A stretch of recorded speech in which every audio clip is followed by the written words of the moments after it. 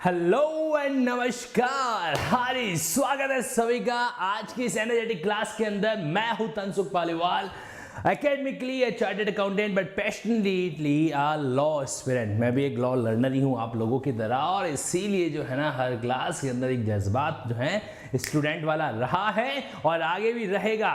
हाँ जी, एक बार कंफर्मेशन दे दीजिए, लिंकिंग लॉ के इस प्लेटफॉर्म पर आप सभी का स्वागत है। अनअकैडमी एक ऐसा इंस्टीट्यूशन जो डिजिटल एजुकेशन का अपने आप में एक बेंचमार्क है, कहीं न कहीं जो है एक आने वाला भविष्य जो है उसमें किरदार लिखने का काम डेफिनेटली करेगा। और सबसे अहम बात यही है कि जो प्रेजेंट है वो फ्यूचर बना रहे, सबसे अहम चीज होता है ये। ऑल क्लियर है? चलिए, आपकी कंफर्मेशन मुझे मिल गई है। देखो, आज की क्लास जो है ना, पहले मैं आपको उसका रोड मैप बता देता हूं कि आज की क्लास में स्पेसिफिकली होने क्या वाला है। स्पेसिफिकली हम आज लोग स्पेसिफिक रिलीफ एक्ट 1963, एक छोटा सा कानून, लेकिन अहमियत इतनी बड़ी है उसकी।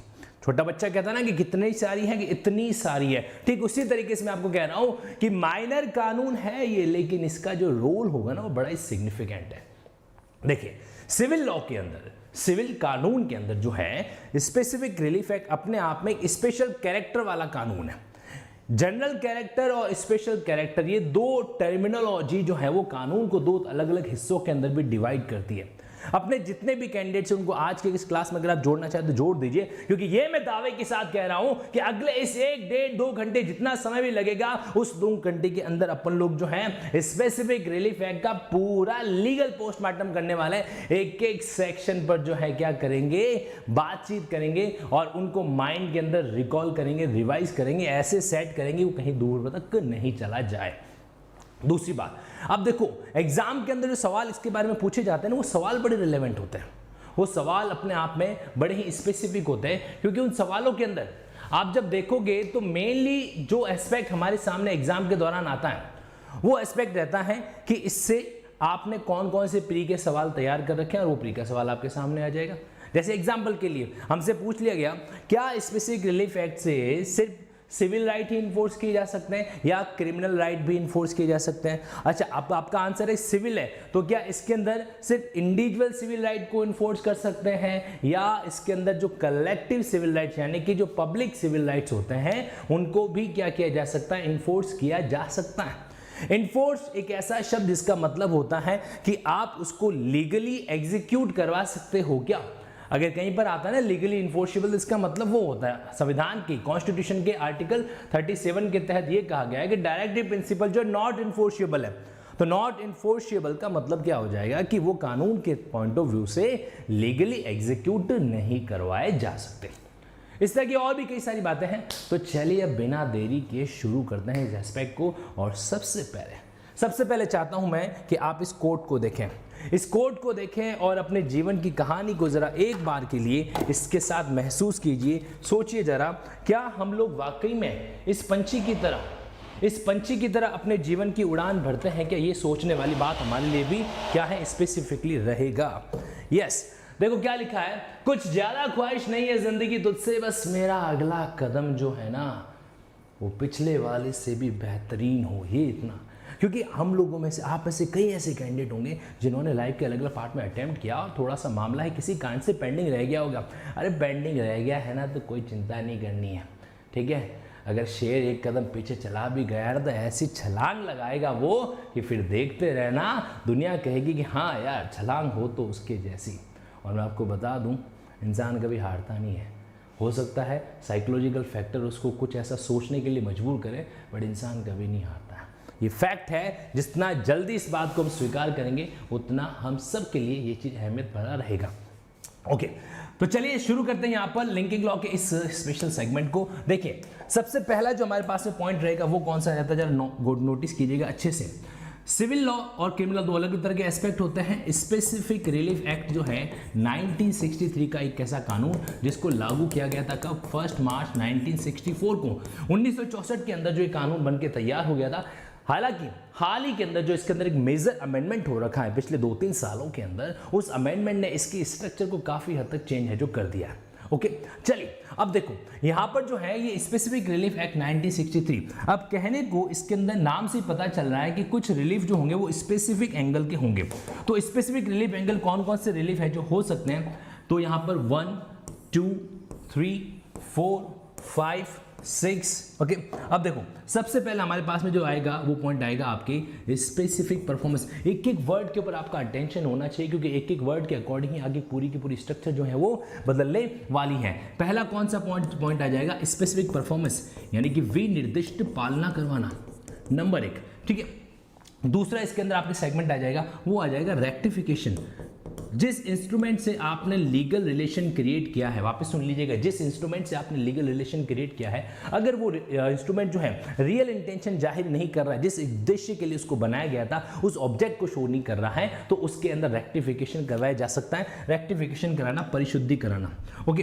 देन आफ्टर आता है कि जो आपने कॉन्ट्रैक्ट किया है उस कॉन्ट्रैक्ट में किसी तरह का इश्यू है तो आप उसको विखंडित करा सकते हो, खासकर तब जब कॉन्ट्रैक्ट क्या हो, वॉइडेबल हो। अब वॉइडेबल चीज क्या होती है इसके लिए आपको इंडियन कॉन्ट्रैक्ट एक्ट की समझ होनी चाहिए। तो पहला कॉन्सेप्ट यहीं पर स्पेसिफिक रिलीफ एक्ट को अच्छे से जानना है तो इंडियन कॉन्ट्रैक्ट एक्ट की पूरा बैकग्राउंड जो है आपके माइंड में सेट होना चाहिए। अगर आपने इंडियन कॉन्ट्रैक्ट एक्ट को पहले नहीं पढ़ा है, आई वुड सजेस्ट कि एसआरए के अंदर आपको दिमाग नहीं लगाना चाहिए। रेसेशन के बाद में यहां पर क्या आता है, अगला पॉइंट जो हमारे सामने आएगा वो आएगा कैंसलेशन ऑफ इंस्ट्रूमेंट। अगर कोई इंस्ट्रूमेंट ऐसा है जो अपने आप में वॉइड या वॉइडेबल है और उसको पेंडिंग रखने से, उसको एज इट इज छोड़ने से भविष्य में हो सकता है आपको एक सीरियस टाइप का इंजरी हो जाए, उस सिचुएशन के अंदर बेहतर यही है कि आप कोर्ट में जाओ और उस इंस्ट्रूमेंट को एक तरीके से नष्टो नाबूद बोले तो कैंसिल जो है वो करवा दे, कैंसिलेशन। देन आफ्टर हमारे पास में पॉइंट आता है डिक्लेरेशन, यानी कि कोर्ट से किसी चीज की घोषणा करवाना। एंड देन आफ्टर एक और पॉइंट हमारे पास आ जाएगा और वो रहेगा इंजेक्शन। हालांकि मैं आपको बता दूं स्पेसिफिक रिलीफ और प्रिवेंटिंग रिलीफ इन दोनों को अलग अलग सेगमेंट में रखना जरूरी है, इसलिए ये सेगमेंट एक अलग तरीके का होगा और बाकी के जो पॉइंट हैं वो सब एक अलग कैटेगरी के अंदर कंसिडर किए जाएंगे। मजेदार बात ये है कि ये जो पॉइंट है ना स्पेसिफिक परफॉर्मेंस सबसे अहम है ये, ठीक है। और इसके लिए इसको हम चैप्टर 2 अब अगले लेक्चर में जब भी मैं कहता हूं कि चैप्टर 2 आप समझ जाना कि मैं बात कर रहा हूं किसकी, स्पेसिफिक परफॉर्मेंस की है जो बात कर रहा हूं, ठीक है। तो स्पेसिफिक परफॉर्मेंस का कनेक्शन कहां से जुड़ेगा, इसका कनेक्शन यहां से भी जुड़ेगा, इसका कनेक्शन जो है यहां से भी जुड़ेगा, इसका कनेक्शन डिक्लेरेशन से तो स्पेसिफिकली नहीं जुड़ता लेकिन इंजेक्शन से जो है स्पेसिफिकली जरूर जुड़ता है। इनफैक्ट ऐसे कॉन्ट्रैक्ट जो स्पेसिफिकली इन्फोर्सेबल नहीं हो सकते उन मामलों के अंदर जो है इंजेक्शन भी जारी नहीं किया जा सकता। ये बात भी कहां पर लिखी हुई, इसी कानून के अंदर जो लिखी हुई है। अब हमें सिंपली क्या करना है, हमें सिंपली इनको जो है 1 बाय 1 कैटेगराइजेशन के अंदर क्या करना है, डिस्कस है जो करना है। इतना जरूर ध्यान रखना कि जो चीज़ अपने आप में रिलेवेंट होगी उन्हें सबसे पहले पढ़ेंगे तो उसका मजा कुछ और होगा। अब देखो सबसे पहले शुरुआत के सेक्शन की बात कर रहे हैं। सेक्शन 1 से हमको कहां तक जाना है, 44 तक जाना है। हालांकि मैं आपको बात बता दूं कि 42 तक ही है, 43 और 44 डिलीट हो रखे हैं, कोई काम के नहीं है। तो आप भी कह सकते हो कि ये कानून जो है बेसिकली हमारा 42 तक ही जाता है। सबसे पहला पॉइंट इसके अंदर जो आएगा सेक्शन 1।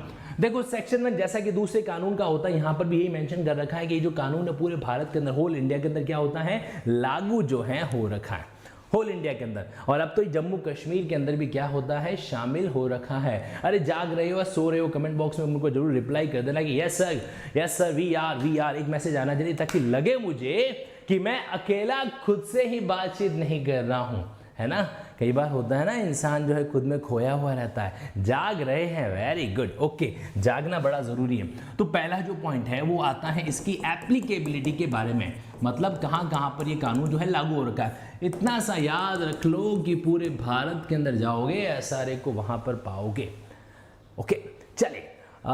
चलिए राइट, आपके कमेंट्स मुझे यहाँ पर दिख रहे हैं। Now the next point section 2 जो आता है वो आता है डेफिनेशन।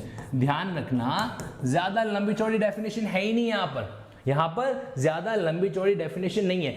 एसआरए की डेफिनेशन को 2 कैटेगरी में डिवाइड किया जाता है। एक तो ऐसी डेफिनेशन होगी जो वाकई में स्पेसिफिकली यहाँ पर बता रखी है, और दूसरी वो होगी जो इंडियन कॉन्ट्रैक्ट एक्ट से उधार ली जाती है। क्या ली जाती है, इंडियन कॉन्ट्रैक्ट एक्ट में कोई टर्म डिफाइन कर रखा है और जो यहाँ पर एसआरए के अंदर नॉट डिफाइंड है, एसआरए के अंदर क्या है, डिफाइन जो है नहीं कर रखा है, तो इसका मतलब वही होगा जो इंडियन कॉन्ट्रैक्ट एक्ट में दे रखा है, ठीक है। उसके बाद में बाकी के टर्म्स में क्या क्या आ जाता है हमारे पास में, तो जैसे यहाँ पर आपके एक शब्द आएगा ऑब्लिगेशन, ओके, दूसरा शब्द आ जाएगा जैसे सेटलमेंट, तीसरा शब्द आपके जैसे ट्रस्ट वाला पॉइंट आ गया या ट्रस्टी वाला पॉइंट आ गया। और तो इस तरीके से ए बी सी डी और ई 5 ही डेफिनेशन आपको दे रखी है। उसमें से ये जो पार्ट है ना, ये बहुत महत्वपूर्ण है, ऑब्लिगेशन वाला। हालांकि महत्वपूर्ण तो सारी डेफिनेशन होती है, इंपॉर्टेंस जो है वो हर डेफिनेशन के अपने आप में यूनिक होती है, लेकिन ऑब्लिगेशन वाला जो पार्ट है वो वाकई में बहुत इंपॉर्टेंट है। क्यों ऐसा इंपॉर्टेंट, जानने की कोशिश कीजिएगा, क्योंकि इंजेक्शन वाला पार्ट जब आप पढ़ोगे ना, इंजेक्शन एक नेगेटिव ऑर्डर कोर्ट का जो मना करता है कि ये वाली चीज नहीं कर सकते आप, उसके अंदर आपको ऑब्लिगेशन शब्द ही मिलेगा। जहां पर फेवरेबल ऑब्लिगेशन का ब्रीच होता है वहां पर इंजेक्शन जारी किया जा सकता है। ओके, इस ऑब्लिगेशन वाले पार्ट का स्पेशल कनेक्शन जुड़ता है किसके साथ में, इंजेक्शन के साथ में। आज की ही इस क्लास में ध्यान से सुनना मेरी बात को, आज की ही इस क्लास में मैं आपको वो शब्द जरूर स्पेशली इंडिकेट कराऊंगा जहां पर ये मेंशन कर रखा है कि इंजेक्शन अगर आप कोर्ट से जारी करवाना चाहते हो तो आपको क्या करना पड़ेगा, फेवरेबल ऑब्लिगेशन को साबित करना पड़ेगा, प्रूफ का जो करना होगा। Okay, now let move ahead, आगे बढ़ते हैं यहां पर। तो इस तरीके से सेक्शन 2 हमारे सामने आया। सेक्शन 3 की अगर मैं बात करूं, सेक्शन 3 जो कि बेसिकली नॉन एप्लीकेबिलिटी के बारे में है, जो डील करता है, नॉन एप्लीकेबिलिटी के बारे में डील करता है। इसमें बड़ा मतलब क्लियर कट लिखा हुआ है कि कॉन्ट्रैक्ट के तहत आपके पास कोई दूसरी रिलीफ है, अदर कॉन्ट्रेक्चुअल रेमेडी अगर कोई है, या फिर जो रजिस्ट्रेशन एक्ट के तहत आपने कोई बात मेंशन किया है, वहां पर इसका कोई प्रभाव जो है नहीं पड़ेगा। यानी कि एक तरीके से ये सेविंग क्लॉज की तरह है। सेविंग क्लॉज का मतलब होगा कि इन चीजों को छोड़ दिया जाता है, एक्चुअली इन चीजों के ऊपर आप जबरदस्ती एप्लीकेबिलिटी नहीं करा सकते।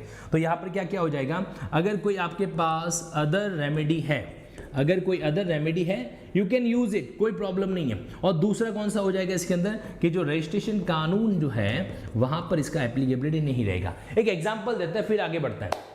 देखो सेक्शन 3 को किसके साथ लिंक करना चाहिए, जरा जानने की कोशिश करना, एकदम अटेंशन के साथ सुनना। जो बात ही मैं कहने जा रहा हूं सीधे आपके माइंड के रास्ते से दिल में सेट हो जानी चाहिए। सेक्शन 3 ने यह कहा कि अगर आपके पास अदर रेमेडी है, यू कैन यूज इट। अब इसका एग्जाम्पल सुनिए, सपोज करो आपकी कोई इमूवेबल प्रॉपर्टी है जिसका पोजीशन किसी अदर पर्सन ने ले रखा है, ठीक है, और आप क्या करवाना चाहते हो, आप उससे उस पोजीशन की रिकवरी करवाना चाहते हो। इन दैट केस आप क्या कर सकते हो, नॉर्मल जाके suit for recovery of position भी फाइल कर सकते हो, वो एक जनरल सूट होगा। और अगर आपको लगता है कि आपकी पोजीशन का, आपका एंटाइटलमेंट आपको स्पेसिफिकली फटाफट मिल जाए, तो आप स्पेसिफिक रिलीफ एक्ट के अंदर भी जा सकते हो। यानी कि स्पेसिफिक रिलीफ एक्ट के अंदर आपके पास ऑप्शन है, इट डजंट मीन कि दूसरा ऑप्शन खत्म हो चुका है। एक और एग्जांपल सुनिए, एक पर्सन ने दूसरे पर्सन के साथ में कॉन्ट्रैक्ट किया था, उसके बाद उसने उसका ब्रीच कर दिया, तो ब्रीच ऑफ कॉन्ट्रैक्ट होने के बाद में आप सेक्शन 73 इंडियन कॉन्ट्रैक्ट एक्ट में जाकर जनरल सूट भी क्या कर सकते हो, फाइल कर सकते हो। और अगर आपको लगता है कि ये जो कॉन्ट्रैक्ट है ये एसआरए की कंडीशंस पे फुलफिल्ड होता है, उस सिचुएशन के अंदर आप क्या करा सकते हो, उसकी स्पेसिफिक परफॉर्मेंस भी जो है करवा सकते हो। तो हर चीज का आपस में किस किस तरीके से कनेक्टिविटी होता है, किस तरीके से लिंकिंग होता है, अगर उन चीज़ों को साथ साथ ऑब्जर्व करते हुए चलेंगे ना तो हमें दिक्कत नहीं आएगा। अब एक और बात कहता हूँ, सेक्शन 3 जो है ना, इसका कनेक्शन आपको सेक्शन 5, 6, 7, 8 इनके साथ जरूर जोड़ना चाहिए, जरूर जोड़ना चाहिए। जैसे 5 और 7 की बात करूँ, अब यहाँ पर इनको मेंशन तो कर रखा है, ये है तो एसआरए के तहत रिलीफ, लेकिन ये रिलीफ ग्रांट की जाते हैं सीपीसी के तहत। किसके तहत, सीपीसी के तहत। देखो एसआरए के अंदर 3 ऐसे सेक्शन है, ध्यान से सुनना मेरी बात को। एसआरए एक्ट के अंदर 3 ऐसे सेक्शन है जो स्पेशली कहते हैं कि भैया ये बात जाननी है तो वहां पर जाओ, कहां पर, सीपीसी के पास में जाओ। वो 3 सेक्शन कौन कौन से हैं, स्पेसिफिक रिलीफ एक्ट के वो 3 सेक्शन जो सीधा का सीधा सीपीसी को रेफर करते हैं, वो होंगे नंबर 1, सबसे पहले आपके सामने आएगा सेक्शन 5।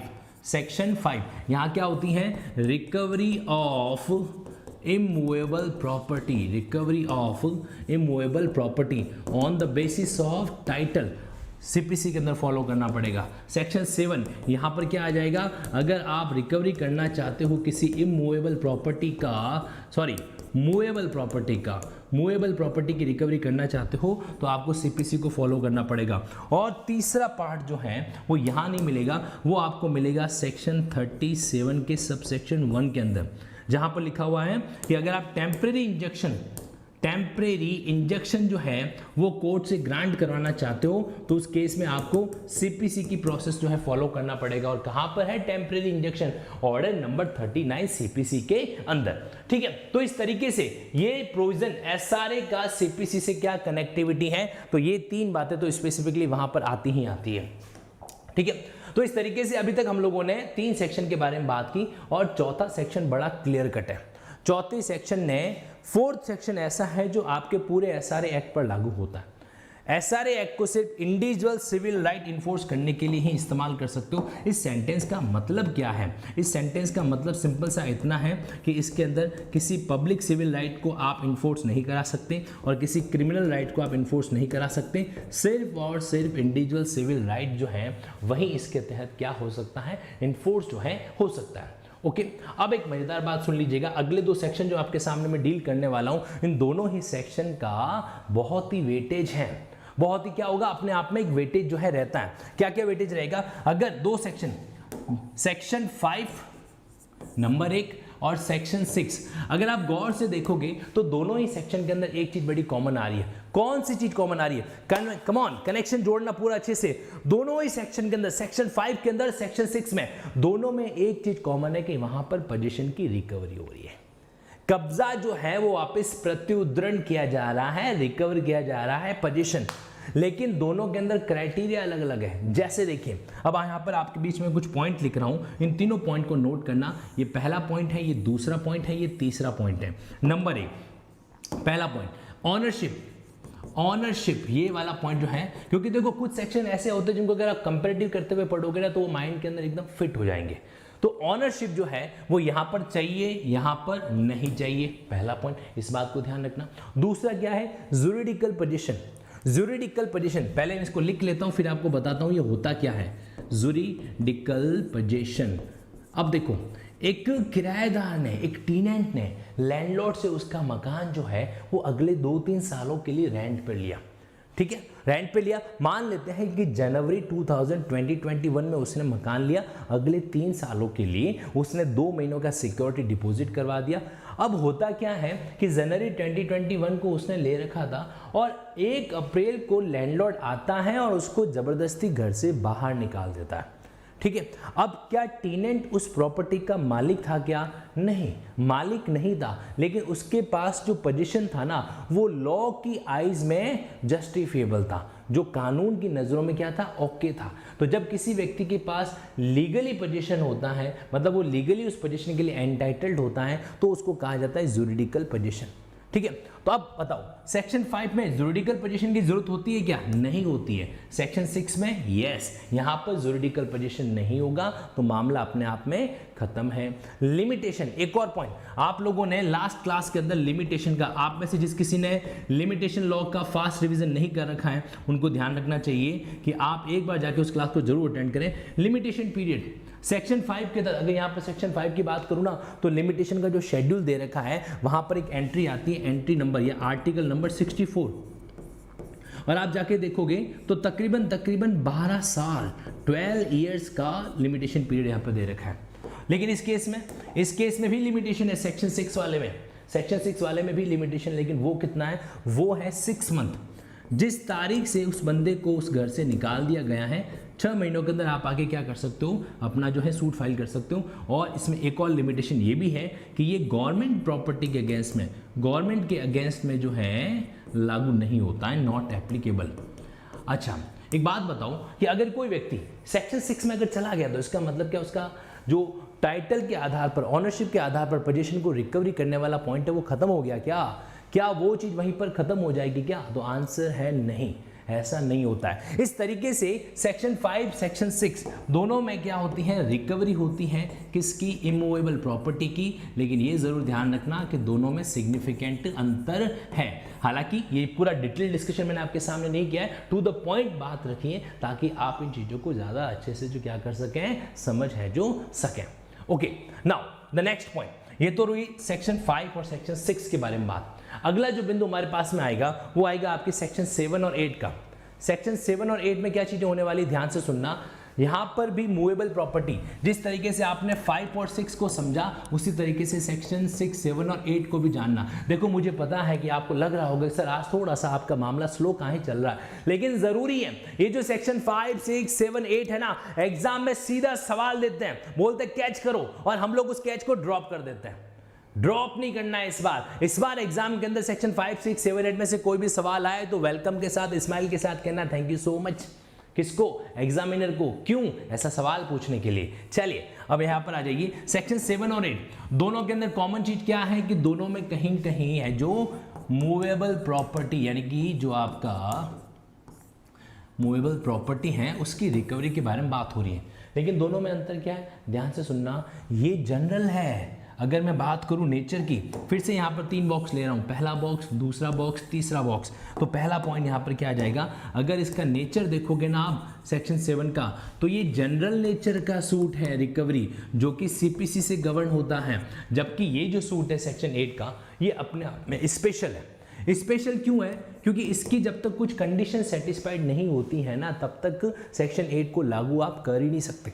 जैसे आपके पास किसी अन्य पर्सन की कोई मूवेबल प्रॉपर्टी है और आप उसको क्या करना चाहते हो, उसको देना नहीं चाहते, तो ऐसा नहीं है कि हर एक मामले के अंदर वो कोर्ट में चला जाएगा और सेक्शन 8 का सूट आपके अगेंस्ट फाइल कर देगा। नहीं, वो ये सूट तब फाइल करेगा जब उसकी ऐसी प्रॉपर्टी आपके पास है जो जिसका कंपेंसेशन पैसों में एडिक्वेट हो ही नहीं सकता, जो अपने आप में यूनिक टाइप की चीज है। ओके, सपोज करो एग्जांपल के लिए आपके पास आपका बेयर एक्ट है, आपका बेयर एक्ट है और बेयर एक्ट में आपने बहुत सारी चीजें लिख रखी है। देखो सीधा प्रैक्टिकल बात करेंगे, इसको डायरेक्टली समझना। आपके पास आपका जो बेयर एक्ट है, आपने पिछले 3 साल से उस पर पढ़ाई कर रखी है, आपने छोटे बड़े पॉइंट को अपने हाथ से अपनी हैंड राइटिंग के अंदर बेयर एक्ट में लिखा हुआ है। आपने वो बेयर एक्ट अपने फ्रेंड को दिया और आपके फ्रेंड 2 महीने बाद कहता है कि सॉरी यार, मैंने वो बेयर एक्ट है जो खो दिया, मैं बेयर एक्ट तो नहीं दे सकता, बट वो बेयर एक्ट कितने का ही आता है ना, 100 रुपये का, तो मैं तेरे को 100 रुपये दे देता हूँ। क्या आप एक्सेप्ट करोगे? यस और नो? क्या आप एक्सेप्ट करोगे क्या? अब जितने भी कैंडिडेट्स वाकई में बेयर एक्ट से प्यार करते हैं उनका आंसर आएगा नो, और जो प्यार करते हैं लेकिन जाहिर नहीं करते उनका आंसर शायद यस आ जाए। ओके, अब ध्यान से सुनना मेरी बात को। क्या होगा इस सिचुएशन के अंदर कि जब इस तरीके से अब वो बेयर एक्ट हो गया ना, तो अब उस बेयर एक्ट को आपको रिकवर करने के लिए, क्योंकि उस बेयर एक्ट के अंदर आपका अटैचमेंट है, आपने सारी मेहनत कर रखा है, फिर आप सेक्शन 8 पे जाओगे। इसलिए सेक्शन 8 जो है कैसा है, एक तरीके से आपके लिए स्पेसिफिकली होता है। ओके, अच्छा दूसरी बात है, अगर प्रॉपर्टी पे इसकी क्या डिपेंडेंसी रहेगी, मतलब प्रॉपर्टी का नेचर कैसा है, इस पर कुछ फर्क पड़ेगा क्या? प्रॉपर्टी का नेचर कैसा है, इस बात से यहाँ पर कोई फर्क नहीं पड़ेगा, यहाँ पर बहुत फर्क पड़ेगा, क्योंकि इस प्रॉपर्टी के अकॉर्डिंग ही तो चीज़ें तय की जाएगी। अब सपोज करो आपके पास आपके कोका कोला की बोतल थी, आपने अपने फ्रेंड को दी, फ्रेंड ने वापस नहीं दी तो कोई बात नहीं, पैसे दे दे, मैं तो मार्केट से जाके दूसरी कोका कोला की बोतल लेके आ जाऊंगा। तो प्रॉपर्टी कौन सी है इस पर बहुत डिपेंड करता है, इसमें बहुत है जो चीज़ें इफेक्ट करती हैं। तीसरा, रिलेशन ऑफ पार्टीज के रिलेशन आपस में किस तरीके से हैं ये भी मायने करता है। पार्टीज की रिलेशन यहाँ पर जो है मैटर नहीं करता, लेकिन यहाँ पर बहुत मैटर करता है। सेक्शन 8 को कहीं न कहीं एसआरए के तहत फाइल किया गया सूट कहा जाता है, और सेक्शन 7 को सीपीसी के मामलों को डील करने वाली चीज कहा जाता है। एक चीज ध्यान रखना, अगर आप ये कहते हो कि सर जैसे सेक्शन 5 और 6 है वैसे का वैसा कनेक्शन कहेंगे सेक्शन 7 और 8 का है, तो सॉरी आप गलत कह रहे हो। क्यों गलत कह रहे हो जरा सुनना। सेक्शन 6 जो है ना, उसमें नॉन ऑनर जो मालिक नहीं है वो भी क्या कर सकता है, सूट फाइल कर सकता है। सेक्शन 8 के अंदर जो है ना, जो पर्सन या तो ऑनर है या जो एंटाइटल्ड है वही सूट फाइल करता है। एंटाइटल मतलब जो कहीं कहीं एक लीगल राइट रखता है उसके प्रति। और किसके खिलाफ ये सूट फाइल किया जाता है, ध्यान रखना, सेक्शन 8 जो है ना कभी भी ऑनर के खिलाफ फाइल नहीं होगा, ऑनर के खिलाफ नहीं हो सकता है। सेक्शन 6 हो सकता है, किराएदार लैंडलॉर्ड के खिलाफ सेक्शन 6 में सूट फाइल कर सकता है। लेकिन क्या कोई ऐसा व्यक्ति सेक्शन 8 में सूट फाइल कर सकता है मालिक के खिलाफ, ऑनर के खिलाफ? तो दोनों के अंदर क्या होगा, अंतर होगा, दोनों के अंदर अंतर है। सेक्शन 8 ही कहता है कि अगर किसी पर्सन ने आपकी मूवेबल प्रॉपर्टी ले रखी है और उसके पास इस प्रॉपर्टी को लेने का कोई लीगल राइट नहीं था और आप उसका पोजीशन लेना चाहते हो, तो go ahead for section 8। Clear है? तो दोनों के अंदर बहुत अंतर है। 5-6 के रिलेशन को एज इट इज आप सेक्शन 7-8 में क्या नहीं कर सकते, अप्लाई जो है नहीं कर सकते। इस बात को हमेशा माइंड के अंदर है जो ध्यान में रखना। तो ये रिकवरी का पॉइंट है। इनफैक्ट अगर आप देखोगे तो यहां पर मैंने एक पॉइंट मेंशन नहीं किया। कौन सा मेंशन नहीं किया? रिकवरी वाला पॉइंट मेंशन नहीं कर रखा है। और क्यों नहीं कर रखा है? क्योंकि मैं रिकवरी को स्पेशली अलग से डील करना चाहता था। इसलिए आपके पास स्पेसिफिक रिलीफ एक्ट के अंदर टोटल कितने हो जाएंगे? 7 तरह के पॉइंट हो जाएंगे। फटाफट रिकॉल कर लीजिए मेरे साथ में। सबसे पहला पॉइंट आपके पास जो आएगा, सबसे पहला रिलीफ जो आएगा वो आएगा रिकवरी का। ठीक है, रिकवरी का नंबर 1 स्पेसिफिक परफॉर्मेंस, नंबर 2 उसके बाद में रेक्टिफिकेशन परिशुद्धि, नंबर 3 उसके बाद में रेसिशन यानी कि विखंडन, उसके बाद में कैंसिलेशन रद्द करवाना, उसके बाद में डिक्लेरेशन और देन आफ्टर इंजेक्शन। इस तरीके से ये 7 चीजें जो है आपके पॉइंट ऑफ व्यू से कनेक्टेड होती है। ठीक है, अब एक छोटी सी इंफॉर्मेशन मैं आपको यहां पर दे देता हूं। अगर आप वाकई में इन चीजों को डिटेल वे में ऑब्जर्व करना चाहते हैं तो मैं यहां पर आपको एक चीज जरूर सजेस्ट करूंगा। आप प्ले स्टोर में जाओ, अनअकैडमी के इस ऐप को डाउनलोड करो। डाउनलोड करने के बाद क्या होगा, वहां पर आपके पास में लॉगिन करते समय एक क्रेडेंशियल और एक रेफरल कोड मांगेगा। तो आप उसमें क्या कर सकते हो, जैसे डाउनलोड कर लिया, उसके बाद इंस्टॉल करते समय आप लिंकिंग 10 इस कोड का इस्तेमाल कर सकते हो। और जो जुडिशियल कोर्सेज हैं, जैसे कि ऑलरेडी मैं आपको बताऊं, अनिल खन्ना सर की टीम के द्वारा एक ऑलरेडी कोर्स वहां पर रनिंग में चल रहा है, जुडिशियल PCSJ। और 28 क्या तारीख रहेगी ये? 28 जुलाई को लिंकिंग लॉ का भी जुडिशियल कोर्स है जो आने वाला है इसी सेगमेंट पर डिटेल डिस्कशन के साथ में।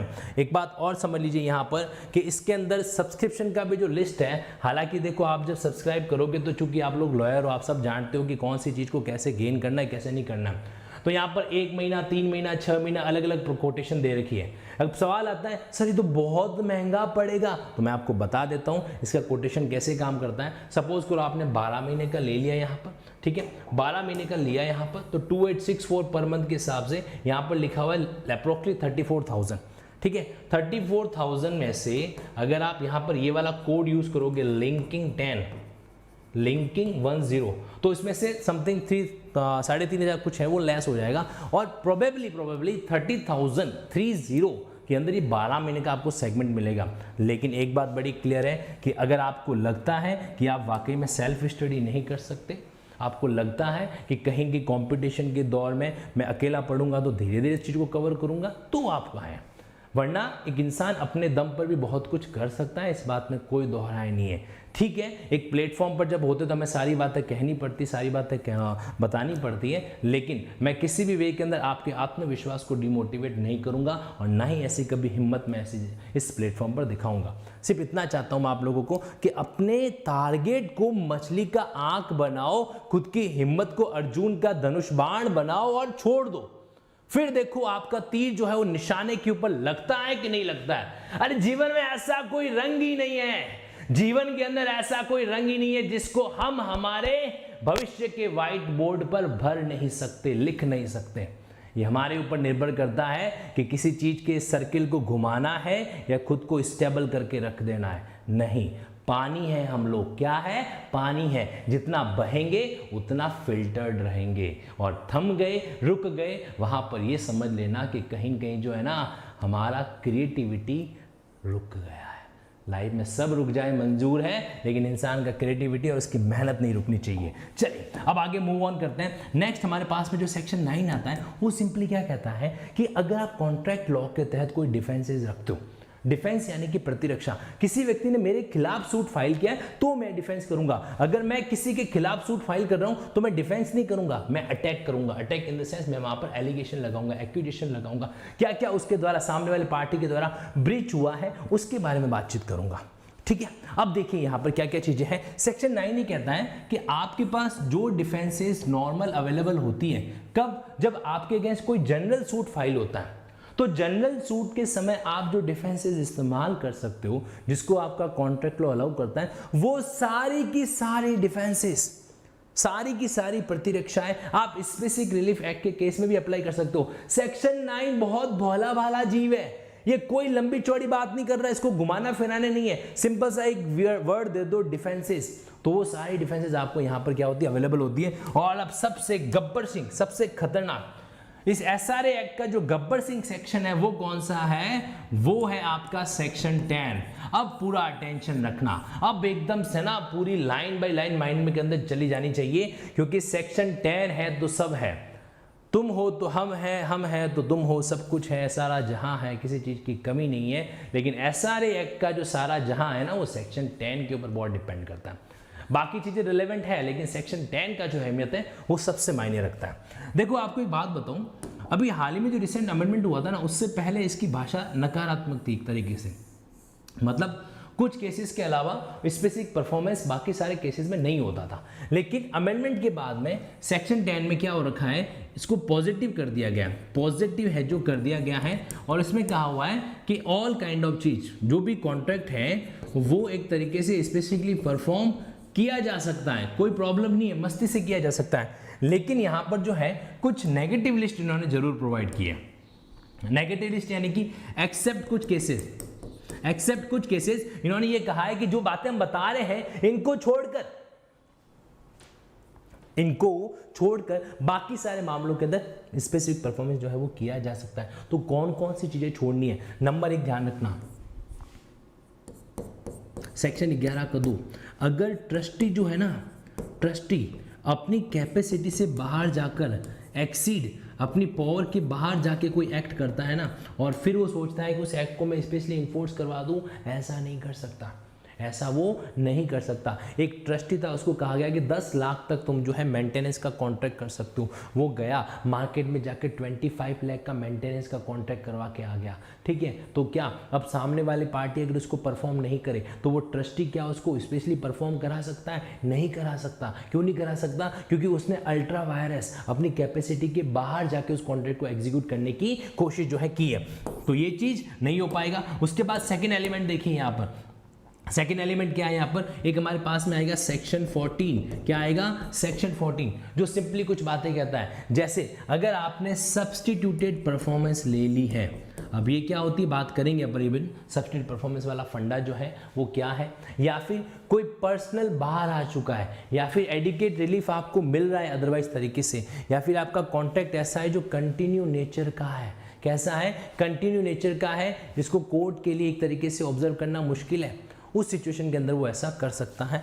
उस सिचुएशन के अंदर स्पेसिफिक परफॉर्मेंस वाली बात नहीं लागू हो जाएगी, तो सब्स्टिट्यूटेड परफॉर्मेंस वाला पॉइंट आ गया।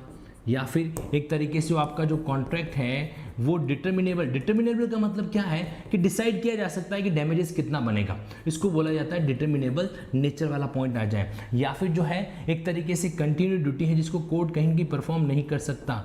या फिर क्या है, या फिर जो है इस सिचुएशन के अंदर एडिक्वेट रिलीफ जो है वो अवेलेबल हो रहा है। तो इन मामलों के अंदर क्या नहीं हो सकता, स्पेसिफिक परफॉर्मेंस जो है वो फाइल नहीं किया जा सकता सेक्शन 14 के तहत। तो जब सेक्शन 10 को पढ़ रहे हो, 11(2) को साथ में पढ़ना जरूरी है, सेक्शन 14 को साथ में पढ़ना जरूरी है, और साथ में पढ़ा जाएगा सेक्शन 16 को। सेक्शन 16 जो है वो भी बहुत रिलेवेंट है। इसके अंदर कहा गया है कि पर्सनल बार्स टू रिलीफ, मतलब आप खुद योग्य नहीं हो तो फिर भूल जाओ कि आपको वो जो है उसका स्पेसिफिक परफॉर्मेंस का बेनिफिट वगैरह मिलेगा। अब देखो एक चीज़ मैं आपको बता दूं, एग्जाम के अंदर कई बार ये सवाल आपके सामने आता है, ध्यान से सुनना मेरी बात को, अगला 1 मिनट बहुत रिलेवेंट होने वाला है, खासकर अगर आप जजमेंट राइटिंग के अंदर खुद को कॉम्पिटेंट बनाना चाहते हो तो इस बात को बहुत अच्छे से सुनिएगा। देखो सेक्शन 16 के अंदर एक क्लॉज आता है, क्लॉज सी, जिसमें एक शब्द लिखा हुआ रेडी एंड विलिंग। क्या लिखा हुआ? Ready and willing. अगर आप अपने पार्ट का कॉन्ट्रैक्ट परफॉर्म करने के लिए रेडी हो, विलिंग हो, सिर्फ और सिर्फ तब ही आप क्या कर सकते हो, कोर्ट में आके स्पेसिफिक परफॉर्मेंस का सूट जो है फाइल कर सकते हो, अदरवाइज नहीं कर सकते। अब मान लीजिए कोई भी आपके सामने ब्रीच ऑफ कॉन्ट्रैक्ट के ऊपर जजमेंट राइटिंग का कोई भी पोर्शन आता है, तो उस सिचुएशन में व्हाट यू कैन डू, आप सिंपली जाकर जो है उसमें ये पॉइंट जरूर बनाना, क्या वो पर्सन रेडी और विलिंग है। ठीक है, तो यहाँ पर पर्सनल बार टू लिव इस तरीके से सेक्शन 11(2), 14, 16, लेकिन सिर्फ इतना ही क्या और कई सेक्शन जो है इससे कनेक्ट नहीं होंगे? सेक्शन 16 को नाम दे देता हूँ यहाँ पर मैं, पर्सनल बार।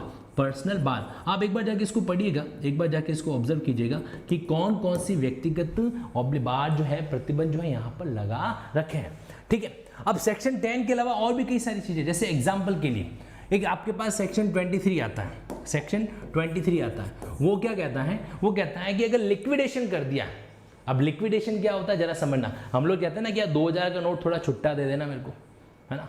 लिक्विडेशन, अब इस चीज़ को समझना, अगर आपने कोई अपनी प्रॉपर्टी इस फॉर्मेट में रखी है कि जब आपको ज़रूरत पड़े आप उसको इजीली कन्वर्ट करवा सकते हो, तो इसको बोला जाता है कि आप लिक्विडिटी मेंटेन करके चलते हो, आपकी जो लिक्विड एसेट्स हैं वो अच्छी है, ठीक है।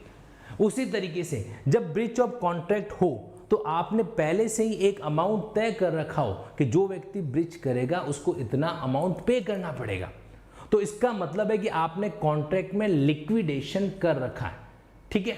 लिक्विड वाली बात है कि लिक्विड क्या होता है, बहता रहता है ना, ठीक है। तो इसी तरीके से क्या होता है, अगर आपने कंपेंसेशन के पॉइंट को, प्रतिकर के पॉइंट को ऑलरेडी लिक्विड कर रखा है तो इसको बोला जाता है लिक्विडेशन। तो अगर किसी कॉन्ट्रैक्ट में पहले से तय है कि भाई ब्रीच करोगे तो वहां पर क्या होगा, आपके जो है ये इतने का आपको क्या करना पड़ेगा, अमाउंट जो पे करना पड़ेगा। तो क्या इसका मतलब स्पेसिफिक परफॉर्मेंस नहीं करवा सकते क्या, मस्ती से करा सकते हो, कोई टेंशन नहीं है, ओके।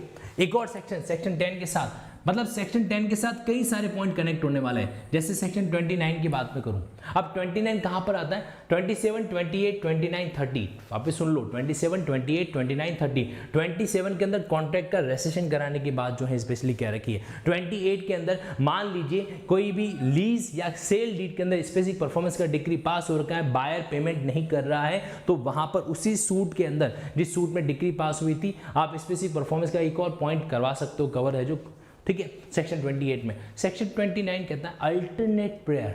आप जब कॉन्ट्रैक्ट को रिसाइन करने का रिलीफ मांगते हो तो अल्टरनेट में, या फिर स्पेसिफिक परफॉर्मेंस का आप रिलीफ मांगते हो तो अल्टरनेट में रेसेशन भी कह सकते हो। रेसेशन का मतलब क्या होता है, कॉन्ट्रैक्ट को वॉइड करा देना, वो वॉइडेबल था, इसको आप वॉइड है जो करवा देते हो। एक कॉन्ट्रैक्ट वॉइडेबल क्यों होता है, इसके लिए आपको इंडियन कॉन्ट्रैक्ट एक्ट के सेक्शन जो है 13, 14, 15, 16, 17, 18, 19, 20, 21 और 22 वाले स्पेसिफिक पॉइंट जो है वो ऑब्जर्व करने होंगे। जब वॉइडेबल होता है तो उसके बाद में एक पार्टी को राइट मिल जाता है कि वो क्या कर सकते हैं, उसको रिसाइन है जो करवा सके। हालांकि रिसेशन कराने का जो प्रोविजन है वो इंडियन कॉन्ट्रैक्ट एक्ट में भी है, लेकिन स्पेसिफिक रिलीफ एक्ट में अलग से दे रखा है। तो 29 सेक्शन जो है वो भी स्पेसिफिक परफॉर्मेंस के पॉइंट ऑफ व्यू से क्या होता है, डायरेक्टली है जो कनेक्ट होता है, ओके। लेट मूव ऑन, आगे बढ़ते हैं। यहाँ पर एक और पॉइंट यहाँ पर आपको बताता हूँ मैं, जैसे आप इंजेक्शन पढ़ेंगे, इंजेक्शन के आपको कई सारे पॉइंट है जो मिलने वाले हैं। इंजेक्शन यानी कि व्यादेश, तो उस पॉइंट के अंदर भी आपको एक चीज मिलेगा कि अगर स्पेशली परफॉर्मेबल, स्पेसिफिकली इन्फोर्सेबल कॉन्ट्रैक्ट नहीं है तो वहां पर इंजेक्शन भी ग्रांट है जो नहीं किया जा सकेगा, ठीक। अब सेक्शन 10 के बाद में कोई भी सूट जो फाइल होता है ना स्पेसिफिक परफॉर्मेंस का, वो सेक्शन 10 के अंदर होता है। एग्जाम के अंदर भी अगर आप लिखोगे कि सूट अंडर विच सेक्शन, तो suit under section 10 for specific performance of contract, इस तरीके से हेडिंग जो है लिखी जाएगी। क्या लिखा जाएगा, धारा 10 के तहत विनिर्दिष्ट पालना का वाद, ये बात जो है वहां पर मेंशन की जाती है। अब आगे बढ़ते हैं यहाँ पर सेक्शन 11 के पॉइंट पर। देखो सेक्शन 11 सिंपली ट्रस्ट के केस में अप्लाई होता है, हालांकि 11(2) को जस्ट हमने अभी डिस्कस किया। सेक्शन 11 सिंपली कहता है कि ट्रस्ट के जो कॉन्ट्रैक्ट है वो स्पेशली इन्फोर्सेबल है, मतलब वहां पर भी स्पेसिफिक परफॉर्मेंस करवाई जा सकती है, लेकिन इस जनरल रूल को, ट्रस्ट के कॉन्ट्रैक्ट को इन्फोर्सेबल कराने वाले नियम को एक्सेप्ट करता है कौन, इसका अपवाद जो है वो कौन है, 11(2) जो है वो कवर्ड वहां पर करता है। अब देखो सेक्शन 12 वेरी इंपॉर्टेंट, सेक्शन 12 जो है ना बहुत महत्वपूर्ण है और बहुत टेक्निकल भी है। सेक्शन 12 को पढ़ते समय कई बार हमें 1 नहीं 2 कप अदरक की चाय जो है वो पीनी पड़ जाती है। ऐसा काहे होता है, ऐसा इसलिए होता है क्योंकि उस सिचुएशन के अंदर हमारे सामने तकनीकी शब्द बड़े ज़्यादा आते हैं। तो मैं आपको बहुत ही सिंपल और सरल शब्दों में समझाने का एक एफर्ट जो है कर रहा हूँ। Be attentive and let have a look at this panel board. देखिए हमें कुछ नहीं करना है, इतना ध्यान रखना है, पार्ट ऑफ कॉन्ट्रैक्ट को स्पेशली इन्फोर्स करवा सकता है कि नहीं करवा सकता, ये हमारे सामने सवाल है। क्या सवाल है, क्या पार्ट ऑफ कॉन्ट्रैक्ट को स्पेसिफिकली इन्फोर्स करा सकते हैं। एक तो होता है पूरे के पूरे कॉन्ट्रैक्ट को स्पेसिफिक परफॉर्म करवा दो। एक एग्जांपल से बात करते हैं, 10 फ्लोर की बिल्डिंग बनाने का कॉन्ट्रैक्ट हुआ, कॉन्ट्रैक्टर ने क्या किया, मान लीजिए 7 फ्लोर बना दिए, क्या कर दिए 7 फ्लोर बना दिए, और 3 फ्लोर जो है अभी तक क्या पड़े हैं, पेंडिंग वहां पर पड़े हैं, 3 फ्लोर वहां पर क्या है, पेंडिंग पड़े। ऐसी सिचुएशन के अंदर सवाल ये आता है, ऐसी सिचुएशन में सवाल यहाँ पर ये आता है, क्या उस 3 फ्लोर के लिए, उस पार्ट ऑफ कॉन्ट्रैक्ट के लिए आप करवा सकते हो क्या स्पेसिफिक परफॉर्मेंस। तो अब देखो क्या क्या बातें यहाँ पर सामने आती हैं। देखिए इसमें 2 सिचुएशन आ जाएगी कि जो अनपरफॉर्म्ड पार्ट है, अनपरफॉर्म्ड पार्ट है वो स्मॉल है या बिग है, वो छोटा है या बड़ा है, स्मॉल है या बिग है, एकदम जनरल वे के अंदर बात करेंगे। तो जो भी पॉइंट पड़ा हुआ है, पेंडिंग पड़ा है, अगर उसके लिए एडिक्वेट कंपेंसेशन हो सकता है, उसके लिए क्या हो, एडिक्वेट कंपेंसेशन जो है अगर हो सकता है, तब तो आप क्या करवा सकते हो। जैसे मान लो एडिक्वेट कंपेंसेशन दिया जा सकता है जो रिमेनिंग पड़ा है, तो जितना पार्ट करना चाहता है उस पार्ट के लिए उसको डन करवा दो। अब कॉन्ट्रैक्टर कहता है मैं तो सिर्फ 6 फ्लोर बना सकता हूं, तो उसको बोलिए कि चलो कोई बात नहीं 6 फ्लोर बना दे और बाकी की 4 फ्लोर के लिए इतना कंपेंसेशन दे देना, डन। इस यहाँ पर इस पार्ट परफॉर्मेंस को क्या किया जा सकता है, डन है जो किया जा सकता है।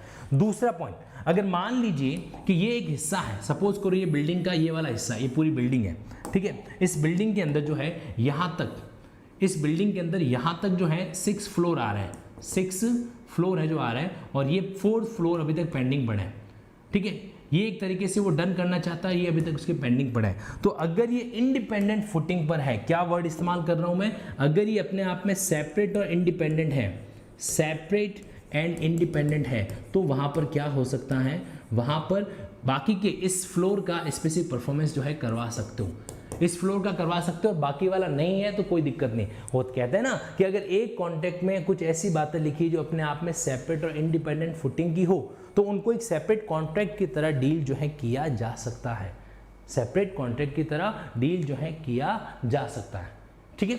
चलिए अब आगे आ जाते हैं यहाँ पर। तो ये सेक्शन 12 वाला पॉइंट है। मैं फिर से कह रहा हूँ, मैंने यहाँ पर बेरेट की भाषा इस्तेमाल नहीं की है, मैं यहाँ पर आपको सिंपल सा लॉजिक बता रहा हूँ कि अगर जो पोर्शन छूट रहा है, जो पोर्शन पेंडिंग रह रहा है, सुनिएगा मेरी बात को, एकदम आंखें बंद करके ऑब्जर्व कीजिएगा, क्योंकि सेक्शन 12 है ही कुछ ऐसा। देखिए, जो पोर्शन पेंडिंग रह रहा है, अगर उस पोर्शन के लिए मनी में कंपेंसेट किया जा सके तो डन, तो फिर हम बाकी वाले पोर्शन को तो स्पेसिफिकली परफॉर्म करवा देंगे, और जो पोर्शन परफॉर्म नहीं होगा उसके बदले में कंपेंसेशन ले लेंगे। नंबर 1। नंबर 2, अगर पूरे कॉन्ट्रैक्ट में से जो अनपरफॉर्म्ड पार्ट है, जो परफॉर्म नहीं हो रहा है, वो अपने आप में कैसा है, वो अपने आप में इंडिपेंडेंट और सेपरेट फुटिंग पर है, वो अपने आप में सेपरेट और इंडिपेंडेंट फुटिंग पर है, तो उस सिचुएशन में क्या हो जाएगा, उस सिचुएशन के अंदर जो है वहाँ पर जितना परफॉर्मेबल है उतना परफॉर्म कर देंगे और बाकी वाले पार्ट को छोड़ देंगे। ओके, तो बस जहाँ पर इन दोनों में से कोई भी एक सिचुएशन हो जाए वहाँ पर आप पार्ट परफॉर्मेंस करवा सकते हो, अदरवाइज नहीं करवा सकते, अदरवाइज नहीं करवा सकते। फंडा समझ में आया? यस और नो? कमेंट बॉक्स में फटाफट रिप्लाई सबका आना चाहिए, यस और नो। नहीं आया तो भी नो बोल दीजिएगा, आया है तो यस कह दीजिएगा, और मुझे अपनी प्रेजेंस जो है वो बीच बीच में ज़रूर बताते रहो, ताकि मुझे ऐसा लगे कि इस 4 दीवारी के अंदर मैं खुद से बातें हैं जो नहीं कर रहा हूँ। Okay, very good, yes yes yes yes yes. चलिए, सारे कैंडिडेट्स के यस जब नहीं आते हैं ना तो दिल को लगता है कि समथिंग इज मिसिंग। कहते हैं ना कि जीवन में कुछ अधूरापन है, जीवन में कुछ अधूरापन है। तो ऐसा मुझे क्लास में तब फील होता है जब सभी कैंडिडेट्स के कमेंट मुझे यहाँ पर नहीं दिखाई देते। Okay, I can see all of now, very good. तो इस तरीके से सेक्शन 12 है। हालांकि देखो इसकी बेरियर को जब पढ़ेंगे तो कुछ टेक्निकल बातें और भी आएगी, लेकिन आज हमें जो क्या करना है, कॉन्सेप्चुअल वाला सुपरफास्ट रिवीजन करना है। नाउ अब आ जाते हैं सेक्शन 13 पर। अब देखो 13 को कभी अकेला नहीं पढ़ा जाता है, 13 को हमेशा 28 के साथ में मिक्स है जो किया जाता है। 2 तरह के एग्रीमेंट की यहाँ पर मैं बात करूंगा। एक होता है सेल एग्रीमेंट, ध्यान से सुनना, नजर हटी, दुर्घटना घटी, सवाल समझ नहीं पाओगे और फिर एग्जाम के अंदर कहोगे कि यार किस्मत ने धोखा दे दिया। धोखा किस्मत दे देती है, धोखा आप दे रहे हो अगर आप इसको अटेंशन नहीं रख रहे हो तो। 2 तरह के शब्द यहाँ पर लिख रहा हूँ मैं, एक लिख रहा हूँ सेल और दूसरा लिख रहा हूँ यहाँ पर लीज। ठीक है, अब देखिए सेल के मामलों के अंदर या लीज के मामलों के अंदर कभी कभार ऐसा होता है कि जो पार्टी है, जैसे बायर की बात करूं यहां पर आपको राइट मिलेगा, राइट किसका, राइट ऑफ बायर और लेसी। बायर खरीदने वाला, लेसी का मतलब क्या हो जाता है, जिसने एक तरीके से पट्टे पर पट्टा लेकर जो है कुछ अमाउंट रेंट वाला डिसाइड कर रखा है, लेसी। ठीक है, और यहां पर 28 में राइट मिलता है, राइट ऑफ सेलर बेचने वाले का, और एक तरीके से लेसर का अधिकार यहाँ पर जो है आपको स्पेसिफिकली मिलता है।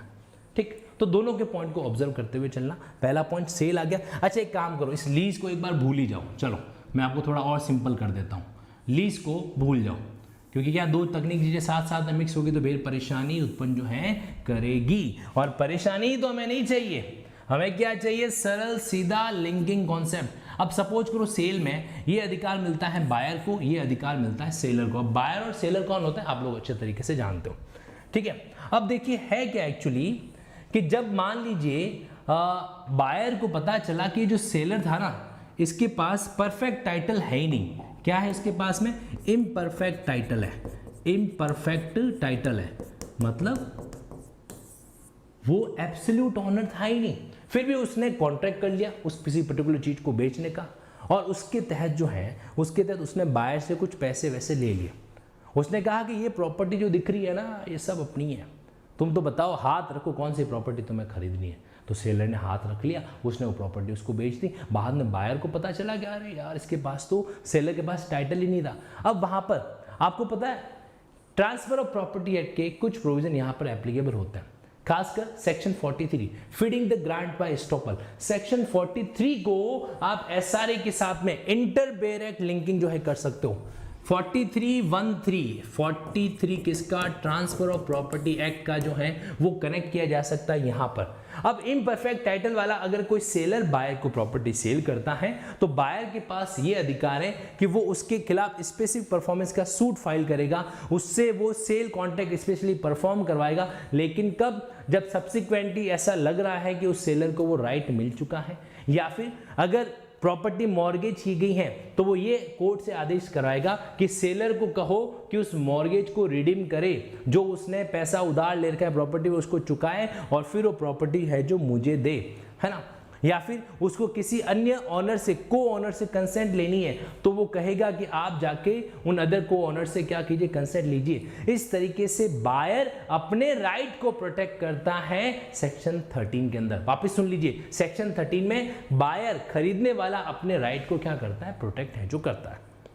ओके, तो अब देखो ये वाला पॉइंट आ गया, इनपरफेक्ट टाइटल से बायर का राइट जो है वो प्रोटेक्ट हो रहा है। अब आ जाओ सेक्शन 28 पे। सपोज करो सेल के संबंध में ऐसा कोई कॉन्ट्रैक्ट है जहां पर स्पेसिफिक परफॉर्मेंस का डिक्री जो है वो जारी हो रखा है, स्पेसिफिक परफॉर्मेंस की डिक्री ऑलरेडी जारी हो रखी है। कोर्ट ने मान लीजिए बायर के फेवर में कहा कि चलो सेलर से आप स्पेसिफिक परफॉर्मेंस करवा दो। सेलर ने कहा ठीक है मैं परफॉर्म कर दूंगा, मैं परफॉर्म जो है कर दूंगा, लेकिन मुझे मेरा ये जो पेमेंट है वो आप साथ साथ में चुकाते चलोगे। पेमेंट है जो आपको चुकाना है, इस पेमेंट को चुकाने में बायर ने कर दी डिफॉल्ट। बायर ने क्या कर दी, डिफॉल्ट है जो कर दी।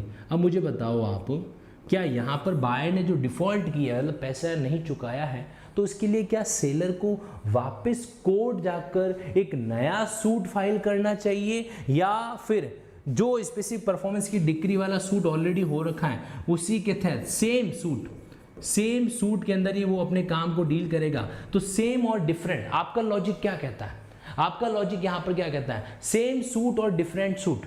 यहां पर सेलर को अपना पैसा वसूल करना है तो वो सेम सूट ही इस्तेमाल करेगा, नए सूट के ऊपर नहीं जाने वाला है। नए सूट के ऊपर क्या है, वो वहां पर नहीं जाएगा, वो उसी के अंदर जो है अपनी रिकवरी करेगा। दैट्स वाई सेक्शन 13 और 28 आपस में अगर लिंक नहीं किया तो समझ लेना कि मामला जो है अधूरा रहेगा। मामला जो क्या है, अधूरा रहेगा। अगर पैशन को आपने करियर नहीं बनाया, सुन लेना, पैशन को अगर आपने अपने करियर के साथ लिंक नहीं किया तो कैसे लाइफ अधूरी अधूरी लगती है। ठीक उसी तरीके से सेक्शन 13 को 28 से लिंक नहीं किया तो जो है एसआरए आपको अधूरा अधूरा फील होगा। और ये दोनों प्रोविजन साथ में पढ़ लेंगे, डन, समझ में आ जाएगा। और अलग अलग पढ़ेंगे तो थोड़ा सा चेहरे पे पसीना तो आ जाएगा लेकिन समझ में थोड़ा कम आएगा। अब इसी पॉइंट को आप लीज के एंगल से भी देख सकते हैं। तो लीज के अंदर जैसे मान लीजिए लेसर होता है, वो एक तरीके से अपना प्रॉपर्टी गिरवी रखा के पैसा वैसा उधार लेता है, और एक होता है लेसी जिसके पास, सॉरी मैं मॉर्गेज के अंदर चला गया, क्षमा चाहूँगा, लीज के पर आ जाते हैं। लीज में एक होता है मकान का मालिक जो क्या करता है, किसी अन्य पर्सन को लीज रेंट के बदले में क्या करता है, अपनी प्रॉपर्टी को यूज करने का अधिकार है जो देता है। लैंडलॉर्ड एंड टीनेंट, क्या होता है, लैंडलॉर्ड एंड टीनेंट। तो ठीक उसी तरीके से यहाँ पर भी प्रोविजन जो अप्लाई हो जाएगा। अगर लीज के संबंध में कोई स्पेशल डिक्री हुई है और बाद में जाके पेमेंट का डिफॉल्ट होता है, जैसे यहाँ पर तो क्या मिल गया कि जो प्रॉपर्टी जिसको दी गई यानी कि टीनेंट जो है, तो यहाँ पर टीनेंट को कोर्ट क्या देगा, चलो भाई कोई बात नहीं इसको मकान में रहने दो, लेकिन वो टीनेंट अगर रेंट पे नहीं करेगा तो सेक्शन 28 को जो लैंडलॉर्ड है वो यूज करेगा। Okay, this is the well concept about section 13 and section okay कौन सा हो जाएगा आपके 28 जो है वो हो जाएगा।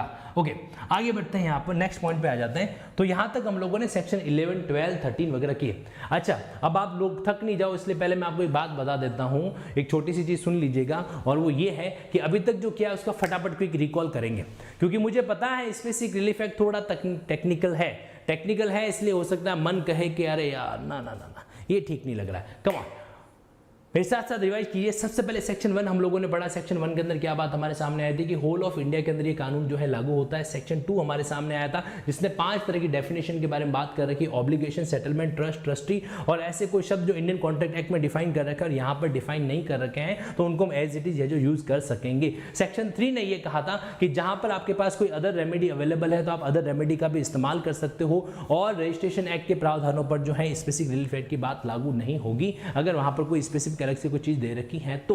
देन आफ्टर सेक्शन 5 हमारे सामने आया था रिकवरी ऑफ इमूवेबल प्रॉपर्टी, जिसमें जनरल सूट फाइल होता है, वो सीपीसी की प्रक्रिया के तहत है जो गवर्न होता है। सेक्शन 6 के अंदर जो है यहाँ पर जुरिडिकल पोजीशन के आधार पर क्या किया जा सकता है, पोजीशन को रिकवर करने का सूट फाइल किया जा सकता है अगर किसी पर्सन के पास में किसी इमूवेबल प्रॉपर्टी की पोजीशन को रखने का लीगल अधिकार है और उसको कोई व्यक्ति उस अधिकार से क्या कर देता है, डिस्पोजेस कर देता है, other than the due process of law की प्रक्रिया के अलावा उसको इस तरह से कर देता है, तो वो सेक्शन 6 में आके सूट फाइल कर सकता है उस पोजीशन के लिए। लेकिन ये सूट 6 मंथ के अंदर फाइल होना चाहिए। गवर्नमेंट के अगेंस्ट आप ये सूट फाइल नहीं कर सकते, और यहाँ पर जो सूट का रिजल्ट आएगा उसके खिलाफ कोई रिव्यू अपील वगैरह जो है नहीं होने वाली। लेकिन किसी भी केस के अंदर सेक्शन 6 जो है आपके टाइटल बेस्ड सूट को नहीं रोकता है। सेक्शन 7 हमारे सामने आया था क्या कि अगर आप मूवेबल प्रॉपर्टी की रिकवरी कराना चाहते हो तो सीपीसी की प्रक्रिया को आपको फॉलो करना होगा। सेक्शन 8 ये कह रहा था कि अगर कोई पर्सन जो किसी मूवेबल प्रॉपर्टी का रॉन्गफुल पोजीशन लेकर बैठा है, गलत कब्जा लेकर बैठा है, उसके पास उसका लीगल राइट नहीं है, तो उस पर्सन के अगेंस्ट जो है सेक्शन 8 का सूट फाइल किया जा सकता है। लेकिन कुछ एक सिचुएशन के अंदर जहां पर वो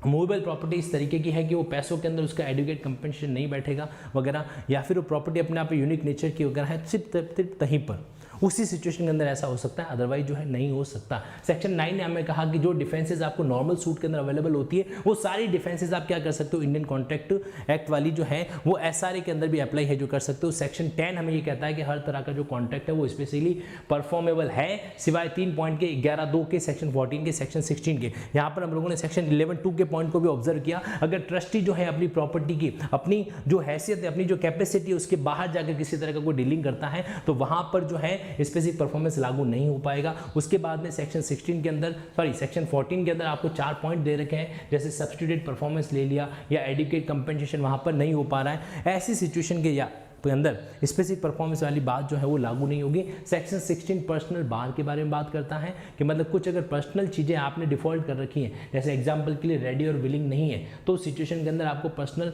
स्पेसिफिक परफॉर्मेंस जो है वो नहीं मिल सकता। सेक्शन 12 हम लोगों ने पढ़ा पार्ट परफॉर्मेंस के अंदर। पार्ट परफॉर्मेंस सिंपली हमको इतना याद रखना है कि अगर जो है छूटा हुआ पोर्शन जो अनपरफॉर्म पोर्शन है वो मनी के अंदर कंपेंसेबल है, then it's okay, specific performance remaining part के लिए दी जा सकती है। या फिर क्या है, जो अनपरफॉर्म पार्ट है वो इंडिपेंडेंट और सेपरेट फुटिंग पर है तो फिर जो रिमेनिंग पोर्शन है उसके लिए स्पेसिफिक परफॉर्मेंस जो है दी जा सकती है, अदरवाइज नहीं। सेक्शन 13 को हमने बायर के पॉइंट ऑफ व्यू से, बायर के राइट को प्रोटेक्ट करने के पॉइंट ऑफ व्यू से देखा, और सेक्शन 28 को सेलर के राइट को प्रोटेक्ट करने के पॉइंट ऑफ व्यू से ऑब्जर्व जो है किया है।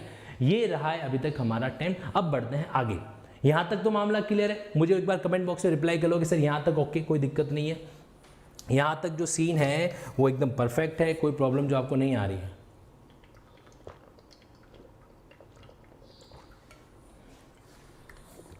फिर हम आगे बढ़ते हैं, क्योंकि आज के केस में मुझे किसी तरह का कोई जल्दबाजी नहीं करना है। मैं सिर्फ इतना चाहता हूँ कि जितना पढ़ें उतना एकदम तबियत के साथ पढ़ें, मस्ती से पढ़ें, ठीक है। आज आते हैं नेक्स्ट पॉइंट पर। अगला जो हमारे पास बिंदु है कि ये जो स्पेसिफिक परफॉर्मेंस है ये कौन कर सकता है, नंबर 1, और किसके अगेंस्ट जो है की जा सकती है, किसके अगेंस्ट जो है की जा सकती है।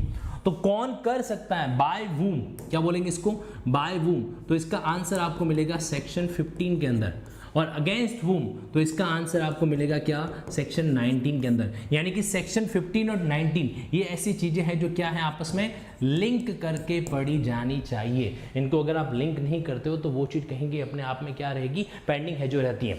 अब देखो, हर कोई व्यक्ति स्पेसिफिक परफॉर्मेंस नहीं करा सकता, इस बात को आपको ध्यान में रखना है। एवरी पर्सन जो है वो क्या नहीं कर सकता, स्पेसिफिक परफॉर्मेंस नहीं करा सकता।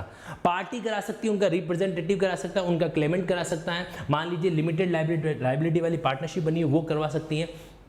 मान लीजिए एक कंपनी अमालगमेशन से पहले वाली है, तो अमालगमेट होने के बाद जो है वो क्या करा सकती हैं, इसका सूट फाइल कर सकती हैं। कुछ लोगों ने मिलकर एक नई कंपनी बनाई, यानी कि वो लोग क्या थे, वो लोग थे प्रमोटर।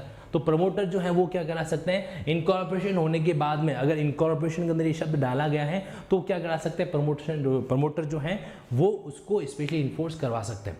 तो बाय वूम अगेंस्ट वूम, आपको यहाँ पर एक चीज़ जरूर करनी चाहिए, आपको इस तरीके से एक लिस्ट बनानी चाहिए कि बाय के अंदर कौन कौन से लोग आ सकते हैं और अगेंस्ट के अंदर जो है कौन कौन से लोग आ सकते हैं। और देखना उस लिस्ट में कुछ डिफरेंस भी है क्या उसके अंदर डिफरेंस है या वो लिस्ट जो है एकदम सेम है, ये काम आपको थोड़ा करना चाहिए। अभी के लिए बस इतना जान लो, सेक्शन 15 द्वारा बाय वूम, सेक्शन 19 अगेंस्ट वूम के फंडे पर क्या करती हैं, वर्क जो है वो करती हैं।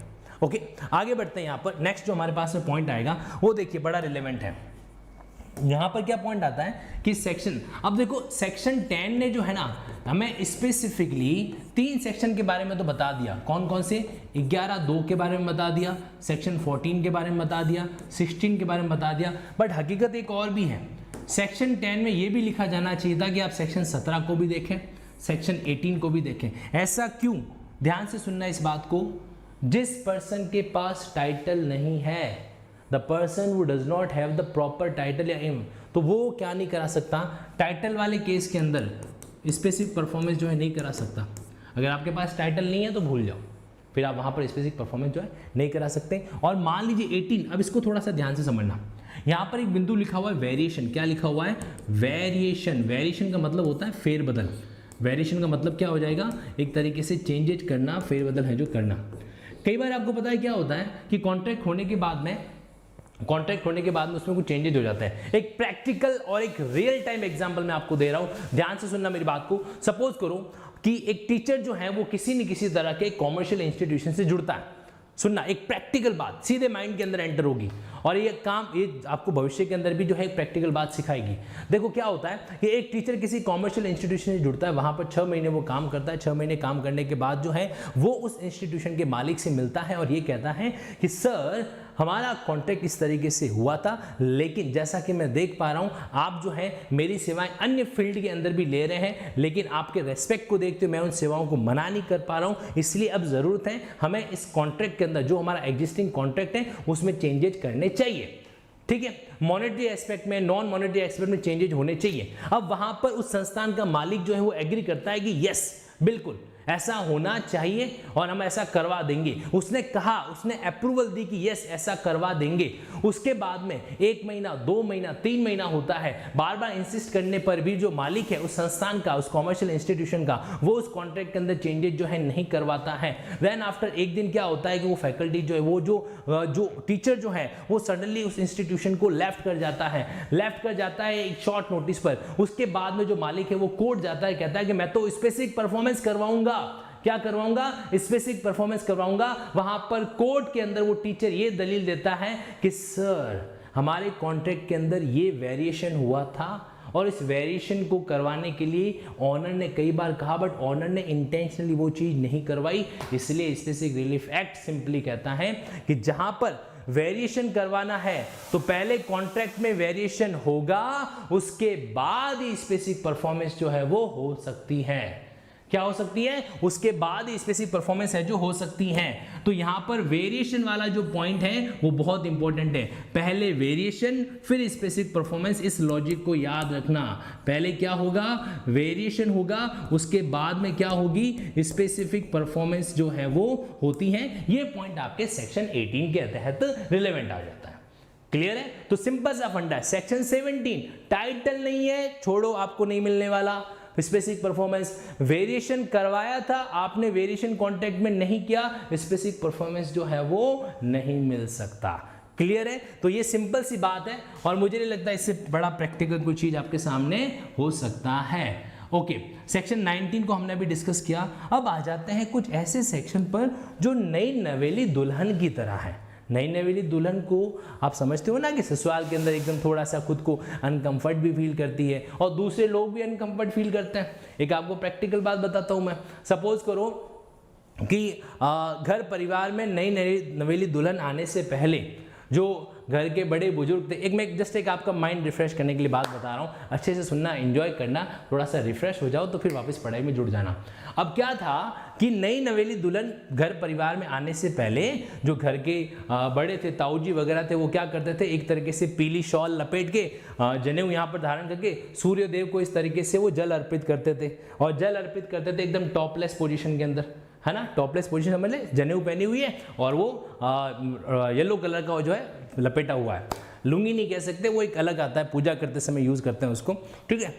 अब जैसे ही घर में नई दुल्हन आई, अब वो ताऊ जी सोच रहे यार सूर्य भगवान को जल अर्पण करना है, लुंगी में जाऊं, कुर्ता पहन लूं, क्या पहन लूं।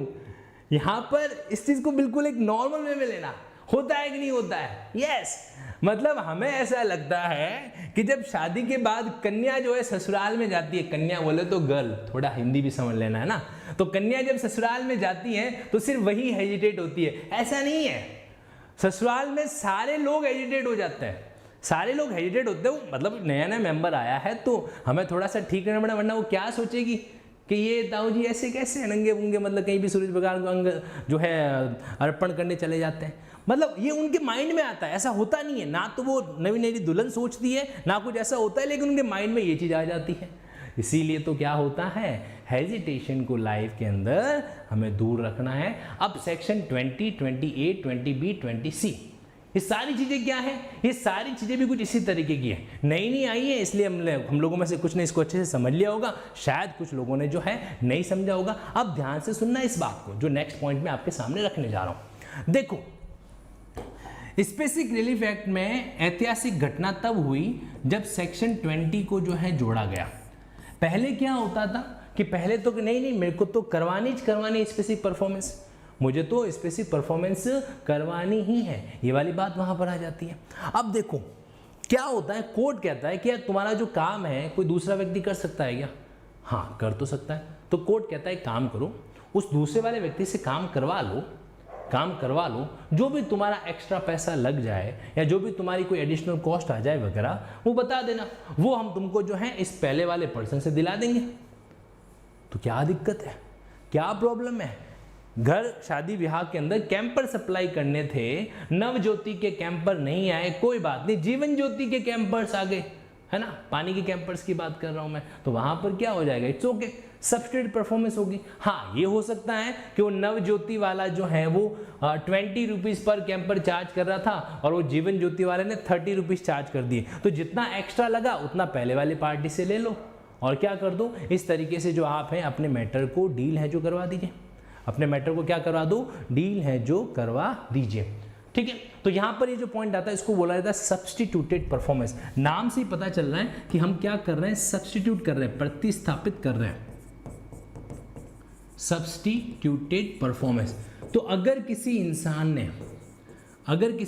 ने सब्स्टिट्यूटेड परफॉर्मेंस जो है वो हासिल कर दी है, तो उस सिचुएशन में क्या हो जाएगा, उस सिचुएशन में फिर जो है उसको क्या नहीं मिलेगा, स्पेसिफिक परफॉर्मेंस जो है नहीं मिलने वाला, नो स्पेसिफिक परफॉर्मेंस, फिर वहां पर उसको नहीं मिलेगा। और मिलेगा भी क्यों, उसका जो काम था वो तो हो गया ना, लेकिन हाँ वो व्यक्ति डैमेजेस के लिए क्या होगा, एंटाइटल है जो होगा। लेकिन एक बात बताओ, क्या इसके लिए कुछ नोटिस की फॉर्मेलिटी करनी पड़ती है क्या? यस, 30 डेज का नोटिस जो है वो यहां पर देना होता है। क्या होता है, 30 डेज, 30 दिन का आपको एक तरीके से नोटिस देना पड़ता है, और उसके बाद जो है आप सब्स्टिट्यूटेड परफॉर्मेंस है जो करवा सकते हो, सब्स्टिट्यूटेड परफॉर्मेंस है जो करवा सकते हो। अब देखो ध्यान रखना, सेक्शन 14 ही नहीं, जब आप सेक्शन 16 भी पढ़ोगे ना, सेक्शन 16, तो उसके अंदर अलग अलग क्लॉज दे रखे हैं A, B, C करके, और वहां पे जो पहला क्लॉज है वो यही है कि अगर आपने सेक्शन 20 के तहत सब्स्टिट्यूटेड परफॉर्मेंस ऑब्टेन कर ली है, तो अब यहां पर आप पर्सनली बाहर हो, यहाँ पर क्या हो, आप पर्सनली बार्ड हो कि आप क्या नहीं कर सकते, स्पेसिफिक परफॉर्मेंस नहीं ले सकते। तो 16 का ए पॉइंट जो है वो रीड विथ होना चाहिए किसके, सेक्शन 20 के साथ में। हालांकि देखो सेक्शन 16 जो है पर्सनल बार का, उसमें 2-3 बिंदु और भी आते हैं, लाइक आप इनकैपेबल ऑफ परफॉर्मिंग हो, या फिर आप कॉन्ट्रैक्ट के एसेंशियल टर्म को खुद ही वॉइड कर रहे हो, या फिर फ्रॉड कर रहे हो, या फिर विलफुली कोई ऐसा एक्ट कर रहे हो जो अपने आप में इस कॉन्ट्रैक्ट के अकॉर्डिंग ठीक नहीं है, तो ये सारी बातें भी वहां पर आती है। लेकिन क्लॉज ए जो है उसका सीधा सेक्शन 20 के साथ कनेक्शन जुड़ता है। नाम से जिन सेक्शन को एक नाम से पता कर सकें, सबसे अच्छी बात तो वही होती है, जिन सेक्शंस को हम क्या कर सकें, एक सिंगल वर्ड के अंदर अच्छे से पॉइंट ऑफ व्यू समझ सकें, दैट्स ऑल। उसके अलावा और कोई नई चीज़ नहीं होती है। हालांकि इसमें आपको 2 बातें और ध्यान रखनी है, क्या कि इसमें तहत, इस पॉइंट के तहत जो है क्या कंपेंसेशन भी हमें मिल सकता है क्या। ध्यान रखना, आपने सब्स्टिट्यूटेड परफॉर्मेंस ली है, इसका मतलब देखो ये जो आपने सेक्शन 20 में आप चले गए ना, इसके तहत आपको स्पेसिफिक परफॉर्मेंस तो बना हो जाएगी, लेकिन no bar with respect to compensation, no bar for compensation, जो आपको नुकसान हो गया वगैरह उसके लिए आप मस्ती से कंपेंसेशन तो है वो ले ही सकते हो।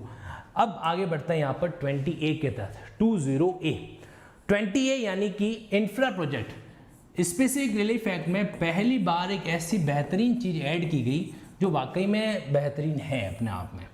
अब यहाँ पर क्या होता है, यहाँ पर आपके सामने 4 सेगमेंट हैं, यहाँ पर आपके सामने 4 है जो सेगमेंट आएंगे, 3 सेगमेंट अलग हैं और जो एक सेगमेंट है वो अलग है। उल्टा चलते हैं, यहाँ पर आपको एक तो दे रखा है शेड्यूल, क्या दे रखा है, शेड्यूल जो है दे रखा है। जब आप इस शेड्यूल को देखोगे ना, तो इन्होंने स्पेशली क्या किया है, इन्होंने स्पेसिफिकली कुछ प्रोजेक्ट को, कुछ इंफ्रास्ट्रक्चर प्रोजेक्ट, जैसे शहर के अंदर ब्रिज बन रहा है, शहर के अंदर ब्रिज बन रहा है, या फिर कोई रोड कंस्ट्रक्शन का काम हो रहा है, या फिर कोई मॉल डेवलपमेंट का काम हो रहा है, इंफ्रास्ट्रक्चर प्रोजेक्ट वाली कोई भी अगर चीज हो रही है, देखो 5 कैटेगरी यहाँ पर लिख रहा हूं मैं, और इन 5 कैटेगरी को आपको एग्जाम के पॉइंट ऑफ व्यू से भी क्या करना है, ध्यान में है जो रखना है। नंबर 1 कैटेगरी, जैसे ट्रांसपोर्ट के संबंधित कोई प्रोजेक्ट हो, शेड्यूल जो दे रखा है ना, एकमात्र शेड्यूल आपको इस एक्ट के पीछे दे रखा है, उसमें पहला पॉइंट क्या आ जाता है, ट्रांसपोर्ट के संबंध में, परिवहन के संबंध में। दूसरा एनर्जी के संबंध में, एनर्जी यानी कि पावर, ऊर्जा के संबंध में। या फिर तीसरा इसके अंदर कौन सा बिंदु आ जाएगा, वाटर सैनिटेशन वाला पॉइंट आ गया, कम्युनिकेशन वाला पॉइंट आ गया। तो देखो यहाँ पे क्या आ जाएगा, तीसरा point water and sanitation, water sanitation यानी कि स्वच्छता। या फिर चौथा पॉइंट यहाँ पर है कम्युनिकेशन के संबंध में, 4th point will be regarding communication, okay. और 5वां पॉइंट आपके सामने आ जाएगा सोशल एंड कन्वेंशनल, जो कुछ सोशल प्रोजेक्ट वगैरह जो है उनके केस में। इन 5 मामलों के अंदर क्या होता है, इंफ्रास्ट्रक्चर प्रोजेक्ट कहेंगे किसको, तो ये 5 जो कैटेगरी है इनको क्या कहा जाता है, इंफ्रास्ट्रक्चर प्रोजेक्ट है जो कहा जाता है। अब इनके संबंध में 3 सेक्शन स्पेशली बने हुए हैं। कौन कौन से सेक्शन बने हुए हैं, 20A बना हुआ है, 20B बना हुआ है और 20C बना हुआ है। उल्टा चलते हैं, यहाँ पर उल्टा चलेंगे तो क्या होगा, थोड़ी चीजें फटाफट हो जाएगी। सबसे पहले 20C, यहाँ पर क्या रखा है कि इसका एक्सपीडियस बोले तो फटाफट डिस्पोजल जो है होना चाहिए, एक्सपीडियस डिस्पोजल, ओके। 20B के अंदर यहाँ पर स्पेशल कोड को लॉन्च करने की बात आती है, और 20A के अंदर यहाँ पर मेन है जो पॉइंट आता है, और इसको बोला जाता है नो इंजेक्शन रूल। याद कर लेना आज के बाद, 20A को क्या कहेंगे, नो इंजेक्शन रूल जो है कहा जाता है।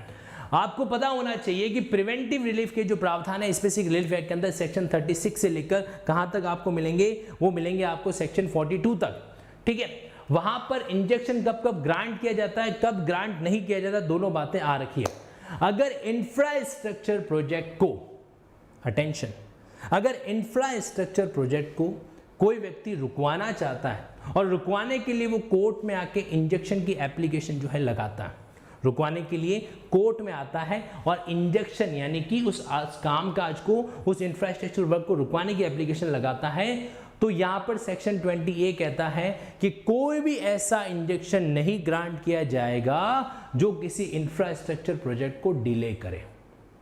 लिसन अगेन, कोई भी ऐसा इंजेक्शन ग्रांट नहीं किया जाएगा जो इंफ्रास्ट्रक्चर प्रोजेक्ट को कंप्लीट होने में डिले करे, ठीक है। अब यहां पर इस पॉइंट को पढ़ा जाना जरूरी है सेक्शन 41 के जो क्लॉज H है उसके साथ में।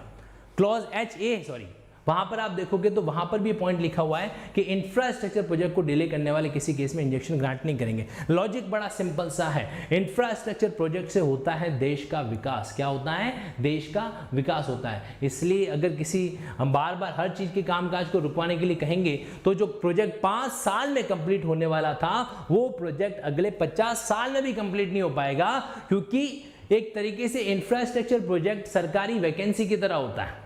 सरकारी वैकेंसी होती है ना, कि मतलब स्टार्ट हो गई, किसी ने जाकर कोर्ट में रिट फाइल कर दी तो वैकेंसी अटक गई, ठीक उसी तरीके से इंफ्रास्ट्रक्चर प्रोजेक्ट भी होता है। ओके, आने वाले टाइम में ये भी हो सकता है कि एक बार जो सरकारी वैकेंसी शुरू हो जाती है तो उसको बीच में उसको डिले करने वाला कोई भी रिट स्वीकार नहीं की जाए। क्या पता ऐसा भी कोई नियम आ जाए। खैर, अब एक चीज ध्यान रखना, ये जो शेड्यूल बना रखा है ना, इस शेड्यूल को ऐसा नहीं कि अमेंड नहीं किया जा सकता। इस शेड्यूल को अमेंड किया जा सकता है किसके द्वारा? सेंट्रल गवर्नमेंट के पार्लियामेंट्री प्रोविजन, मतलब पार्लियामेंट क्या कर सकती है, इसको अमेंड जो है कर सकती है। यानी कि ये शेड्यूल जो है वो समय समय पर, मतलब भविष्य में इसके अंदर नए पॉइंट भी जो है जोड़े जा सकते हैं। जरूरत पड़े तो कुछ पॉइंट को क्या किया जा सकता है, हटाया भी जो है जा सकता है। एक चीज और ध्यान रखना, स्पेशल कोर्ट किसे बनाया जाएगा? तो स्पेशल कोर्ट के बारे में क्लियर कट प्रोविजन कर रखा है कि स्टेट गवर्नमेंट जो चीफ जस्टिस है उससे कंसल्ट करने के बाद में, चीफ जस्टिस से कंसल्ट करने के बाद में किसी सिविल न्यायालय को या स्पेशल कोर्ट को जो है क्या कर देगी, इस तरह का स्पेशल कोर्ट यहाँ पर डिक्लेयर है जो कर देगी। तो डेजिग्नेट करने का काम स्टेट गवर्नमेंट करती है कंसल्टेशन विद चीफ जस्टिस के साथ में। एक चीज और ध्यान रखना, ये जो प्रोजेक्ट है ये 12, अगर मान लीजिए आप कोई ऐसी एप्लीकेशन स्वीकार भी करते हो किसी इंफ्रास्ट्रक्चर प्रोजेक्ट को डिले करने के पॉइंट ऑफ व्यू से, या कोई बोनाफाइड कोई एप्लीकेशन आपके सामने आती भी है, 12 मंथ के अंदर उसका डिस्पोजल करना पड़ता है। कितना? 12 मंथ के अंदर उसका क्या करना पड़ता है, डिस्पोजल जो है करना होता है। और साथ में अधिकतम कितना हो सकता है, 6 माह, अधिकतम 6 माह का एक्सटेंशन दिया जा सकता है। मान लीजिए 12 मंथ में डिस्पोजल नहीं हुआ तो। अच्छा, एक बात बताओ, ये 12 मंथ क्या लिमिटेशन पीरियड है? यस और नो? कमेंट्स में रिप्लाई करना फटाफट, whether these 12 months are limitation period or no. Okay, मेरी आंखें जो हैं वो आपके कमेंट्स पर टिकी हुई हैं, आपके रिप्लाई जो मैं यहाँ पर देख रहा हूँ। सिंपल सा बताइए, क्या यहाँ पर ये जो सिचुएशन है वो अपने आप में एक तरीके से क्या होगी? Yes no, yes no. Okay, अगर आप में से वो कैंडिडेट, जैसे मैं देख पा रहा हूँ उज्ज्वला जी कह रहे हैं यस, नहीं, ये लिमिटेशन नहीं है। याद रखो, लिमिटेशन कहते हैं कि आपको कोर्ट को अप्रोच करने में एक टाइम पीरियड होता है। अगर आपने कोर्ट को अप्रोच करने में ज़्यादा देरी की तो आप रिलीफ नहीं ले पाओगे। इसको क्या बोला जाता है? इसको जो है एक तरीके से कहा जाता है लिमिटेशन। यहाँ पर तो कोर्ट के ऊपर बाइंडिंग है, यहाँ पर कोर्ट के ऊपर ये बाइंडिंग है कि उसको 12 महीने के अंदर मामले को डिस्पोज करना है। So it's not limitation. Okay, to be specific, disposal का मतलब होता है मामले को डिस्पोज करना। आपके पास मामला आ गया, इतने टाइम में आप डिस्पोज करोगे, that's not limitation period, that is disposable period. इतने टाइम में डिस्पोज होना चाहिए। अच्छा, एक चीज ध्यान रखना, जब आप पार्लियामेंट अमेंड करेंगे, एक्चुअली क्या होता है कि पार्लियामेंट अप्रूव करती है और सेंट्रल गवर्नमेंट जो है वो ऑफिशियल गजट से नोटिफाई करता है अगर कोई अमेंडमेंट ने शेड्यूल के अंदर अमेंडमेंट करना होता है तो। This is all about the infrastructure project, special court and इसके रिगार्डिंग जो एक्सपीडियस डिस्पोजल होता है वो। अच्छा, एक चीज़ और ध्यान रखना, एग्जाम में कई बार इनके अंदर की कैटेगरी भी आपसे पूछ ली जाती है। ये भी पूछ लिया जाता है कि बताओ कि ये वाला प्रोजेक्ट जो है वो इंफ्रास्ट्रक्चर प्रोजेक्ट में आता है या नहीं आता है। ओके, ये स्लाइड में आपको यहाँ पर जरूर बताना चाहूँगा कि ये जो अपना अनअकैडमी के प्लस कोर्सेज है, प्लस कोर्स होते कौन से हैं? प्लस कोर्सेज का मतलब होता है एक तरीके से सिंपल भाषा में पेड कोर्सेज, जो आप ऐप में जाके सब्सक्राइब करने के बाद खरीदोगे वगैरह ना। तो पेड कोर्सेज के अंदर कई सारे बेनिफिट रहता है, जैसे लाइव क्लासेस का भी सेगमेंट है, वीकली टेस्ट है, स्टडी प्लानर है, अनलिमिटेड वाले। तो जितने टाइम पीरियड तक आपने सब्सक्रिप्शन ले रखा है तब तक कितना भी क्लासेस आप देखो, कितनी बार देखो, कोई फर्क नहीं पड़ता। और टेस्ट एनालिसिस वगैरह भी कई सारी चीज़ें इसके अंदर होती हैं। अब देखो, एक बात यहाँ पर मैं आपको जिक्र करना चाहता हूँ, और वो कौन कौन सी बात होगी ज़रा समझने की कोशिश करना। हमारे पास में अभी तक हमने जिन जिनको डील किया है वो बेसिक बात है 20C तक रही। इसके बाद में नेक्स्ट जो प्रोविजन हमारे पास कौन कौन से आते हैं, आइए जरा। 21 सिंपली कह रहा है कि आप कंपेंसेशन जो है ना वो क्लेम कर सकते हो, कंपेंसेशन जो है वो क्लेम कर सकते हो स्पेसिफिक परफॉर्मेंस के साथ भी, कोई प्रॉब्लम जो इसके अंदर नहीं है। 22 ये कहता है, ध्यान रखना, बेसिकली ये क्या है, स्पेसिफिक परफॉर्मेंस के साथ साथ स्पेसिफिक परफॉर्मेंस के साथ साथ क्या एडिशनल रिलीफ हम कोर्ट में क्लेम कर सकते हैं, क्या एडिशनल रिलीफ जो है वो कोर्ट में क्लेम किया जा सकता है, उसके बारे में बातचीत हो रही है। तो 21 में कंपेंसेशन आप क्लेम कर सकते हो। आप चाहो तो मान लीजिए स्पेसिफिक परफॉर्मेंस के साथ साथ आप पार्टीशन का भी रिलीफ है जो क्लेम कर सकते हो, या फिर अगर आपने कोई अमाउंट डिपॉजिट करवा रखा है तो उस अर्नेस्ट मनी को रिफंड कराने का रिलीफ भी आप क्या कर सकते हो, कोर्ट में उस समय जो है मांग सकते हो, एक्सेट्रा। यानी कि स्पेसिफिक परफॉर्मेंस के साथ साथ क्या एडिशनल रिलीफ हो सकता है, तो उसका आंसर होगा सेक्शन 21, सेक्शन 22 और साथ ही साथ में 29। एक नोट कर लेना इस बात को, स्पेसिफिक परफॉर्मेंस के साथ में क्या क्या एडिशनल रिलीफ मांगे जा सकते हैं, तो ये वाला पॉइंट यहां पर आ जाएगा 21, 22, 29। 29 में क्या है, स्पेसिफिक परफॉर्मेंस के साथ साथ कॉन्ट्रैक्ट का रेसिशन, कॉन्ट्रैक्ट को रिसाइन करने वाली बात भी जो है आप क्लेम है जो कहीं ना कहीं कर सकते हो। ठीक है, तो 29 में क्या था यहाँ पर पॉइंट, 29 में था कॉन्ट्रैक्ट का विखंडन है जो करना।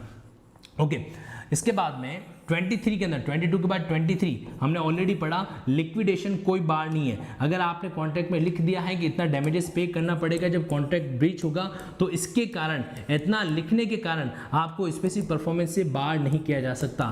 तो नो बार, इसका कोई रेस्ट्रिक्शन जो है यहाँ पर अप्लाई नहीं होगा। एक सिंपल सी बात जो है यहाँ पर क्या होती है, एप्लीकेबल है जो होती है। तो ये कई मतलब ऐसे पॉइंट होते हैं जिनको हमें साथ साथ में ऑब्जर्व जो करना चाहिए। अच्छा, एक चीज़ और आती है इसके अंदर कि जब आप नेक्स्ट पॉइंट ऑब्जर्व करोगे, जैसे 21 आया, 22 आया, 23 आया, 4, 5, 6 सो ऑन, एक पॉइंट आता है यहाँ पर कि ये जितने भी नियम वगैरह हैं वो सारे के सारे एप्लीकेबल हो जाते हैं। कहाँ एप्लीकेबल हो जाते हैं, जैसे मान लीजिए आप कोई टेस्टामेंट्री डॉक्यूमेंट जो है करवा रहे हो, तो वहाँ पर भी क्या किया जा सकता है, इनको जो एक तरीके से लागू जो है किया जा सकता है। एक इंपॉर्टेंट बात आपको 24 से याद रखनी है कि आप जो है, अगर मान लीजिए कि आपका स्पेसिफिक परफॉर्मेंस का सूट आपने फाइल किया और वो डिसमिस हो गया, बाद में आप डैमेजेस का सूट अलग से नहीं फाइल कर सकते, बाद में आप डैमेजेस का सूट अलग से फाइल नहीं कर सकते। तो टू वेरी केयरफुल, इसलिए आपको बहुत केयरफुल रहने की ज़रूरत है जो होगी। इसलिए अच्छा है कि आप स्पेसिफिक परफॉर्मेंस के साथ साथ में जो कंपनसेशन आप मांगना चाहते हो वो क्लेम है जो कर दो।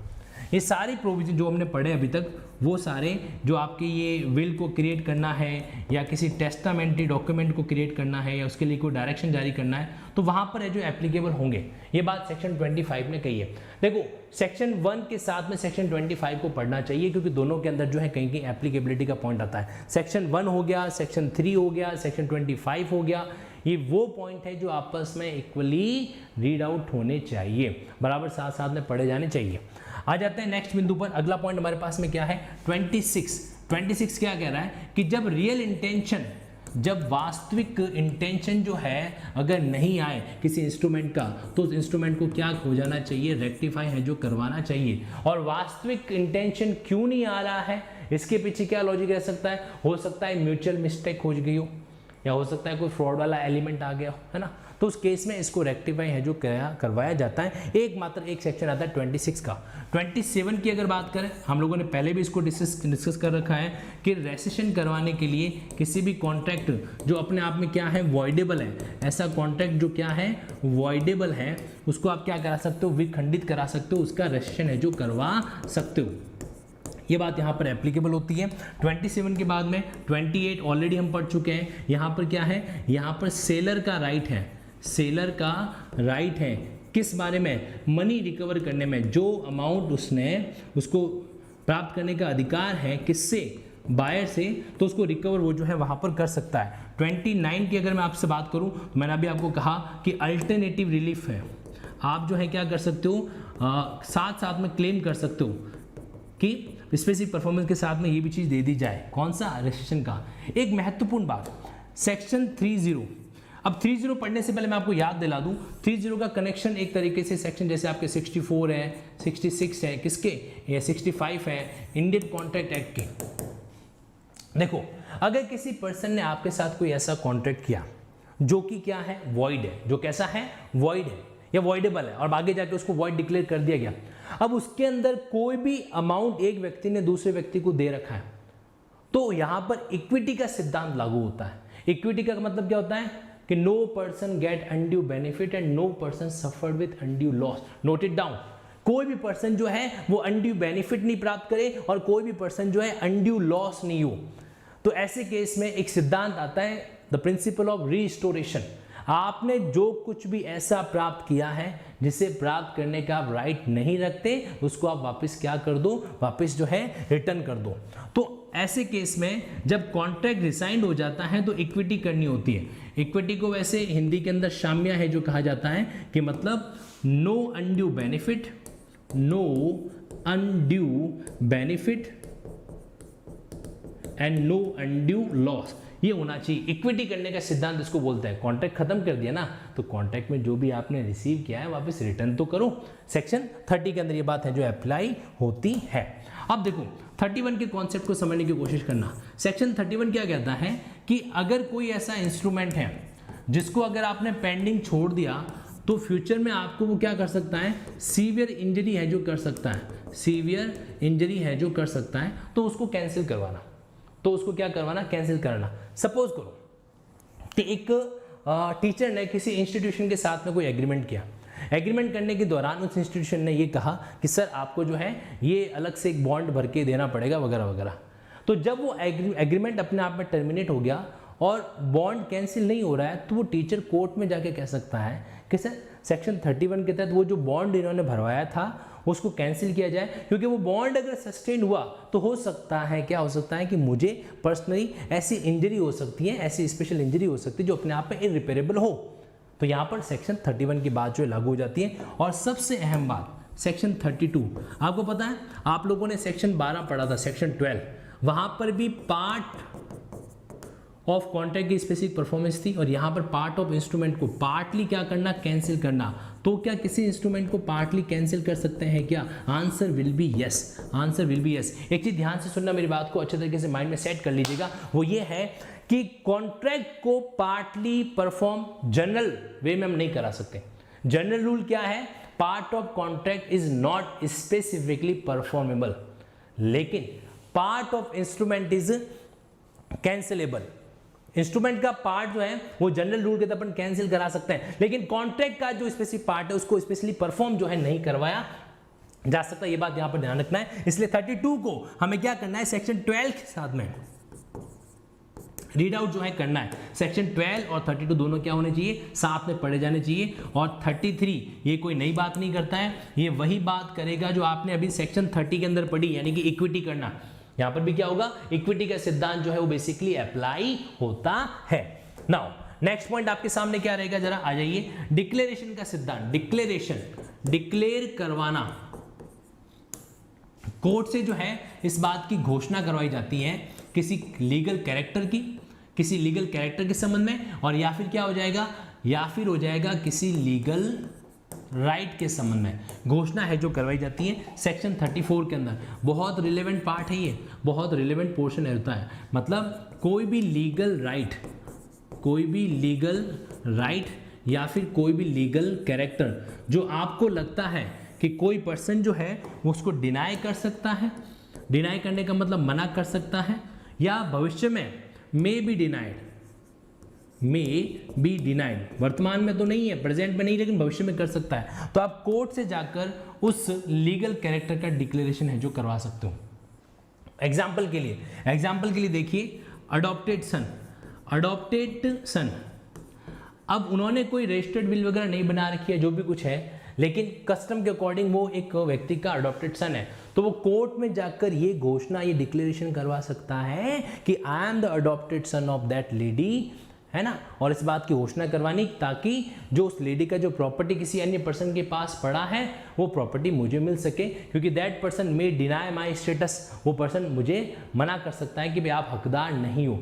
अच्छा, ट्रस्टी जो होता है, ट्रस्टी एक ऐसा पर्सन माना जा सकता है जो भविष्य में इस बात की डिनाई करे, इस बात के लिए मना करे कि आपके पास वो लीगल कैरेक्टर नहीं है। तो कोर्ट में ये डिक्लेरेटरी सूट फाइल किए जाते हैं। क्या किए जाते हैं, डिक्लेरेटरी सूट जो है इनको कहा जाता है, वो सेक्शन 34 में होते हैं। और सेक्शन 34 का इफेक्ट जो है, सेक्शन 34 का इफेक्ट जो है वो कहां पर आता है, सेक्शन 35 में। तो जो भी पार्टीज हैं, जो भी पार्टीज हैं या उनके अंडर के आने वाले कोई जो क्लेमेंट है, वहां पर क्या होता है, सेक्शन 35 के तहत उसका इफेक्ट है जो आता है।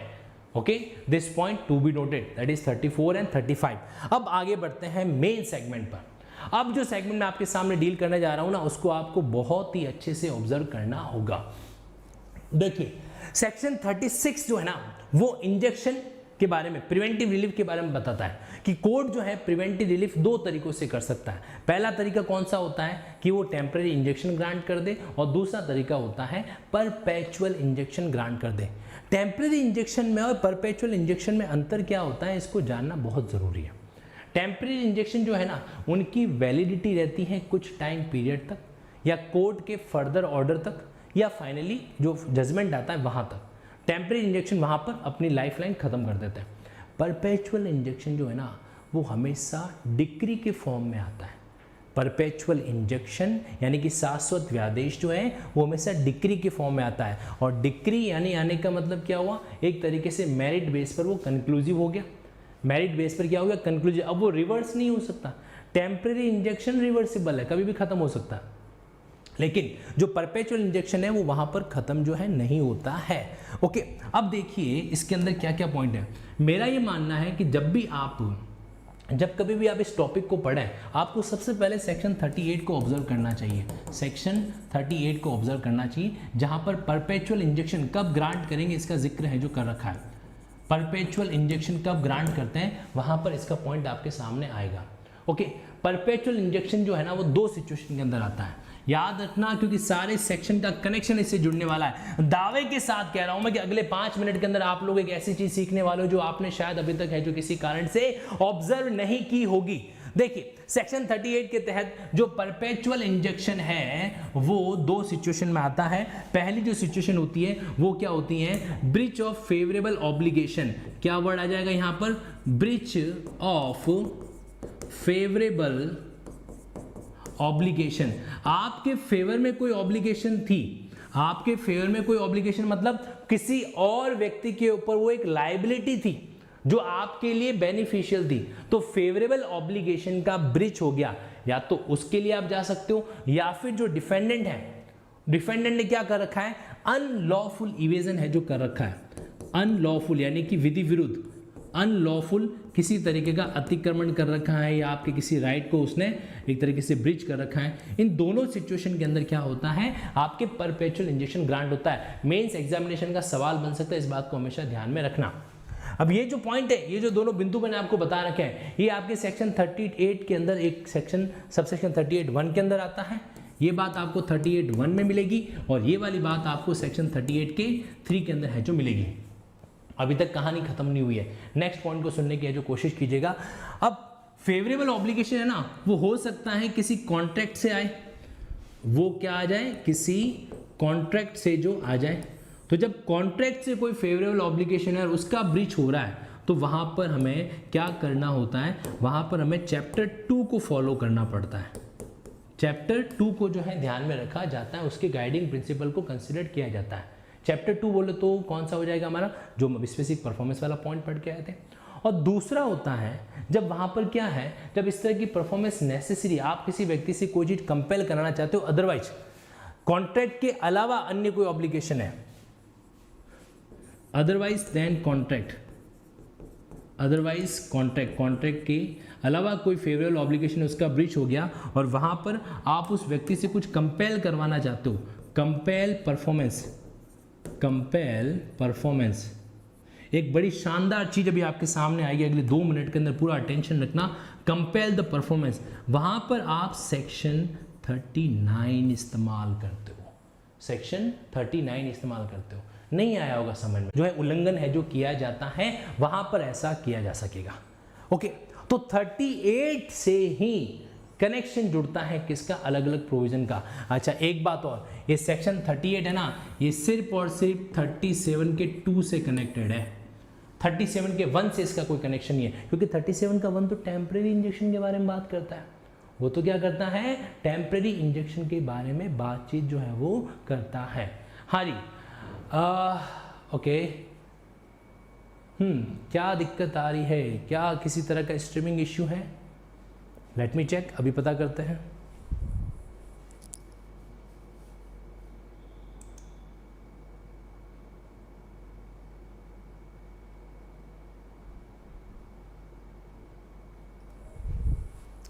हाँ जी, क्या कोई इश्यू आ रखा है मुझे बताइए।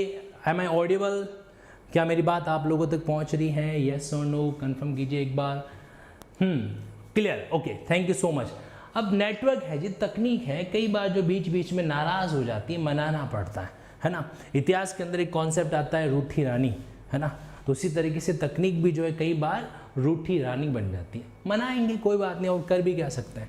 खैर, तो यहाँ पर 37(2) से ये जो बातें मैंने आपको बताई हैं कि इसका कनेक्शन किससे जुड़ेगा। सेक्शन 38 में ब्रीच ऑफ फेवरेबल ऑब्लिगेशन है तो 2 पार्ट आ जाएंगे। कॉन्ट्रैक्ट के तहत है तो चैप्टर 2 को फॉलो किया जाएगा। अदरवाइज जो है आप सेक्शन 39 को साथ साथ में अप्लाई करोगे। दूसरी अनलॉफुल इविजन होने पर कुछ पॉइंट आपको 38(3) में दे रहे कि उनको ध्यान रखना है। और इस पूरे इंजेक्शन चैप्टर का कनेक्शन जो है वो किससे जुड़ता है, वो सेक्शन 37 के 2 से जुड़ता है और किसी से नहीं जुड़ेगा।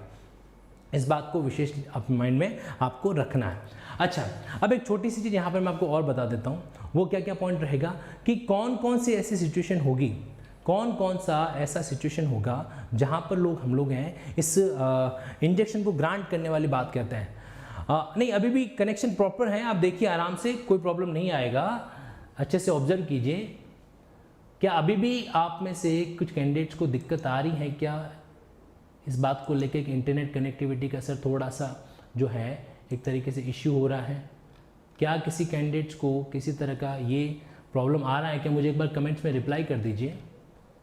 ऐसा कोई चीज़ है, क्योंकि मैं नहीं चाहता कि इसी तरह की प्रॉब्लम जो है वो आप लोग कहीं कहीं फेस करें। हाँ जी, ऑल क्लियर है? चलिए, तो जिन कैंडिडेट्स को दिक्कत आ रही है उनको थोड़ा अपने लेवल पे ऑब्जर्व करना पड़ेगा। हाँ जी, अब एक बात यहाँ पर मैं ज़रूर कहना चाहूँगा, उसको जो नोटिस करना आप। इसके अलावा जो है अब हमारे पास में जो सेक्शन 40 बचता है वो कुछ नहीं है। सेक्शन 40 तो सिंपली कह रहा है कि आप क्या कर सकते हो, डैमेजेस जो है ना, डैमेजेस जो हैं वो इसके इंजेक्शन के बदले में या इंजेक्शन के लिए आप मांग सकते हो। डैमेजेस क्लेम करने का आपको अधिकार है इंजेक्शन के साथ में। इंजेक्शन के साथ साथ में आप क्या कर सकते हो, डैमेजेस जो है वो मस्तिष्क से क्लेम जो है वो कर सकते हो। ओके, तो यहाँ पर सेक्शन 40। अच्छा, एक बात बताओ, सेक्शन 40 को किससे कनेक्ट कर सकते हैं? सेक्शन 40 को अभी तक के जितने भी सेक्शन हम लोगों ने पढ़े तुरंत रिप्लाई दीजिए, ताकि मुझे भी इस बात का एहसास हो जाए कि आप लोग जो एकदम गंभीरता के साथ में, सीरियसनेस के साथ चीज़ों को ऑब्जर्व है जो कर रहे हैं। हाँ जी, सेक्शन 43 को किसके साथ जो है कनेक्ट किया जा सकता है, ये मुझे बताइए। सेक्शन 43 को जो है किसके साथ कनेक्ट है जो किया जा सकता है? इसका आंसर जो है अभी आपको क्या करना है, देना है। Okay, I am waiting for your response. आपके आंसर का जो है मैं इंतज़ार यहाँ पर कर रहा हूँ। और आंसर जो है 6 कॉन्ट्रैक्ट के साथ में। क्यों आप क्या उसको सेक्शन 23, 21 के साथ कनेक्ट नहीं कर सकते? खासकर जो अपना पास में आएगा प्रोविजन आएगा 23 का, आप साथ साथ में डैमेजेस क्लेम कीजिए, कोई इशू नहीं है। अब देखो सेक्शन 41 जो है ना वो बड़ा इंटरेस्टिंग है। Section 41 refusal of injection. Injection को रिफ्यूज कब कब किया जा सकता है? यहाँ पर पूरा नेगेटिव भाषा लिख रखी है। उसके तहत मान लीजिए कि कोई पर्सनल इंटरेस्ट अगर नहीं है, या फिर किसी सिचुएशन के अंदर क्या हो रहा है कि उसने वो कॉन्ट्रैक्ट इन्फोर्सेबल नहीं है, या इंफ्रास्ट्रक्चर प्रोजेक्ट को डिले करने के एंगल से है, या ऐसा है जिसको कोर्ट सुपरवाइज नहीं कर सकता। ऐसे कई सारे पॉइंट जो हैं वो आपको कहाँ पर मिलेंगे? सेक्शन 41 के अंदर मिलेंगे। सेक्शन 41 पूरा का पूरा नेगेटिव वे में बात करता है। अब सेक्शन 41 पर जाने से पहले मैं चाहता हूं, सेक्शन 41 पर जाने से पहले मैं ये चाहता हूं कि आप एक बार सेक्शन 42 के पॉइंट को जरूर ऑब्जर्व करें, क्योंकि 42 को भी जानना बहुत जरूरी होता है। 41 पे अपन डिटेल डिस्कशन अभी करेंगे, 42 पर आ जाओ। 42 जो है ना, ये देखिए, अब इसमें एक एग्जांपल ले रहा हूं मैं। मान लीजिए एक किसी ट्रांजेक्शन के अंदर 2 पार्ट है, पार्ट 1 है और साथ ही साथ में वहां पर क्या है, पार्ट 2 भी है। पार्ट 1 है और दूसरा कौन सा है, पार्ट 2 है। अरे क्या थक गए हो क्या? सीपीयू वर्क नहीं कर रहा है क्या? 10-15 मिनट के लिए और एनर्जी बचा सकते हैं? यस और नो बताइए मुझे। 10-15 मिनट के लिए एनर्जी बचा सकते हैं ना? बिल्कुल बचा सकते हैं। तो जुड़ जाओ वापस। पार्ट 1 और पार्ट 2। पार्ट 1 में क्या होता है, सपोज करो उस कॉन्ट्रैक्ट को पार्ट परफॉर्म करना है तो अफर्मेटिव एग्रीमेंट है। उसके अंदर 2 बातें हैं, एक तो है अफर्मेटिव, एक तो कौन सा पॉइंट है उसके अंदर है अफर्मेटिव, और दूसरा उसके अंदर एक और एलिमेंट है वो है नेगेटिव। वो क्या है, नेगेटिव वाला पॉइंट आ रहा है। दो तरह के इसके अंदर एग्रीमेंट के अंदर पॉइंट बने हुए हैं। पहला पॉइंट बना हुआ है पॉजिटिव और दूसरा नेगेटिव। अगर सपोज करो कि अफर्मेटिव जो एग्रीमेंट है वो सेक्शन 10 के तहत फेल हो जाता है, वो सेक्शन 10 का टेस्ट पास नहीं कर पाता है, यानी कि वो स्पेसिफिकली इन्फोर्सेबल नहीं है, उस सिचुएशन में क्या ये जो नेगेटिव पार्ट है, क्या ये भी स्पेशली परफॉर्मेशन नहीं होगा? क्या इसका असर जो है इस पर भी पड़ेगा क्या? तो आंसर है नो। एक अफर्मेटिव पार्ट के स्पेसिफिकली इन्फोर्सेबल नहीं होने से नेगेटिव पार्ट भी स्पेशली इन्फोर्सेबल नहीं होगा, ऐसा नहीं है। यानी कि इस नेगेटिव वाले पार्ट को आप क्या कर सकते हो, स्पेशली इन्फोर्स जो है, प्रवर्तनीय जो है वो करवा सकते हो। ये बात आपको विशेष रूप से ध्यान में रखनी है, ठीक है। मतलब नेगेटिव कन्वेनेंट का इफेक्ट जो है वो किसी भी वे में, पॉजिटिव कन्वेनेंट का जो इफेक्ट जो है वो किसी भी वे में नेगेटिव कन्वेनेंट पे नहीं पड़ेगा। बस इतना ही हमें क्या करना है, अच्छे तरीके से ऑब्जर्व करना है। बाकी इस सेक्शन 42 के अंदर जो है कोई भी ऐसा पॉइंट नहीं है जिसको लेकर हमें कोई समस्या आए। हाँ, एक बात जरूरी है कि जहां पर भी 41 की बात अपन कर रहे थे, सेक्शन 41, जैसे ये देखिए सेक्शन 41 लास्ट पॉइंट जो बचा हुआ था, फटाफट एक छोटी सी ट्रिक दे रहा हूं। अगर आपने इस ट्रिक को ऑब्जर्व कर लिया, मैं आपको दावे के साथ कह रहा हूं सेक्शन 41 को भविष्य में कभी भी याद नहीं करना पड़ेगा, ठीक है। प्रोसीडिंग में ध्यान से सुनना मेरी बात को, आपके कमेंट्स मुझे यहां पर दिखाई दे रहे हैं, पर 2 मिनट के लिए कमेंट्स को रोक दो और जो बात मैं आपको कहने जा रहा हूं उसको समझने की कोशिश जो है करना। प्रोसीडिंग जहां कॉन्ट्रैक्ट में मेलाफाइड प्लांटिफो, क्या लिख रहा हूं मैं, इसको नोट कर लेना। प्रोसीडिंग जहां पर कॉन्ट्रैक्ट में क्या हो, मेलाफाइड प्लांटिफो। मेलाफ्लाइड का मतलब होता है दुर्भावनाओं वाला प्लांटिफ यानी कि जो व्यक्ति कोर्ट को पहले अप्रोच करता है। अब यहां पर आपके सामने कुछ शब्द है, कौन कौन से शब्द है? पहला प्रोसीडिंग, नंबर 1। दूसरा यहां पर क्या हो जाएगा, दूसरा शब्द कॉन्ट्रैक्ट। तीसरा यहां पर शब्द हो जाएगा मेलाफाइड। चौथा यहां पर शब्द हो जाएगा प्लांटिफ। सेक्शन 41 के अंदर 11 पॉइंट है। कितने पॉइंट हैं? 11 यहां पर पॉइंट्स आपको दे रखे हैं। अगर आप वाकई में 11 पॉइंट्स को, सारे के सारे पॉइंट्स को कवर करना चाहते हो, ध्यान रखना मेंस के अंदर सवाल पूछा जाता है, what are the grounds for refusal for injection, कौन कौन से ऐसे ग्राउंड है जिसके आधार पर व्यादेश को अस्वीकार किया जा सकता है। वहां पर जितने ज्यादा पॉइंट लिखोगे उतने ज्यादा क्या मिलता है, पैसा नहीं, उतने ज्यादा क्या मिलते हैं, स्कोर जो है वो मिलता है। अब देखिए, आपको कुछ नहीं करना है, जो 11 पॉइंट है इनको 4 कैटेगरी में डिवाइड करना है। जैसे पहला पॉइंट यहां पर आपके सामने आ रहा है इस तरीके से कि कौन कौन सी प्रोसीडिंग। सपोज करो कोई व्यक्ति जो है वो किसी लेजिस्लेटिव प्रक्रिया को रोकने के लिए कॉन्ट्रैक्ट करता है, वो क्या करता है, किसी लेजिस्लेटिव प्रोसीडिंग को रोकने के लिए कॉन्ट्रैक्ट करता है। इंजेक्शन जारी नहीं कर सकता, वहां पर उस पॉइंट के लिए इंजेक्शन जारी नहीं हो सकता।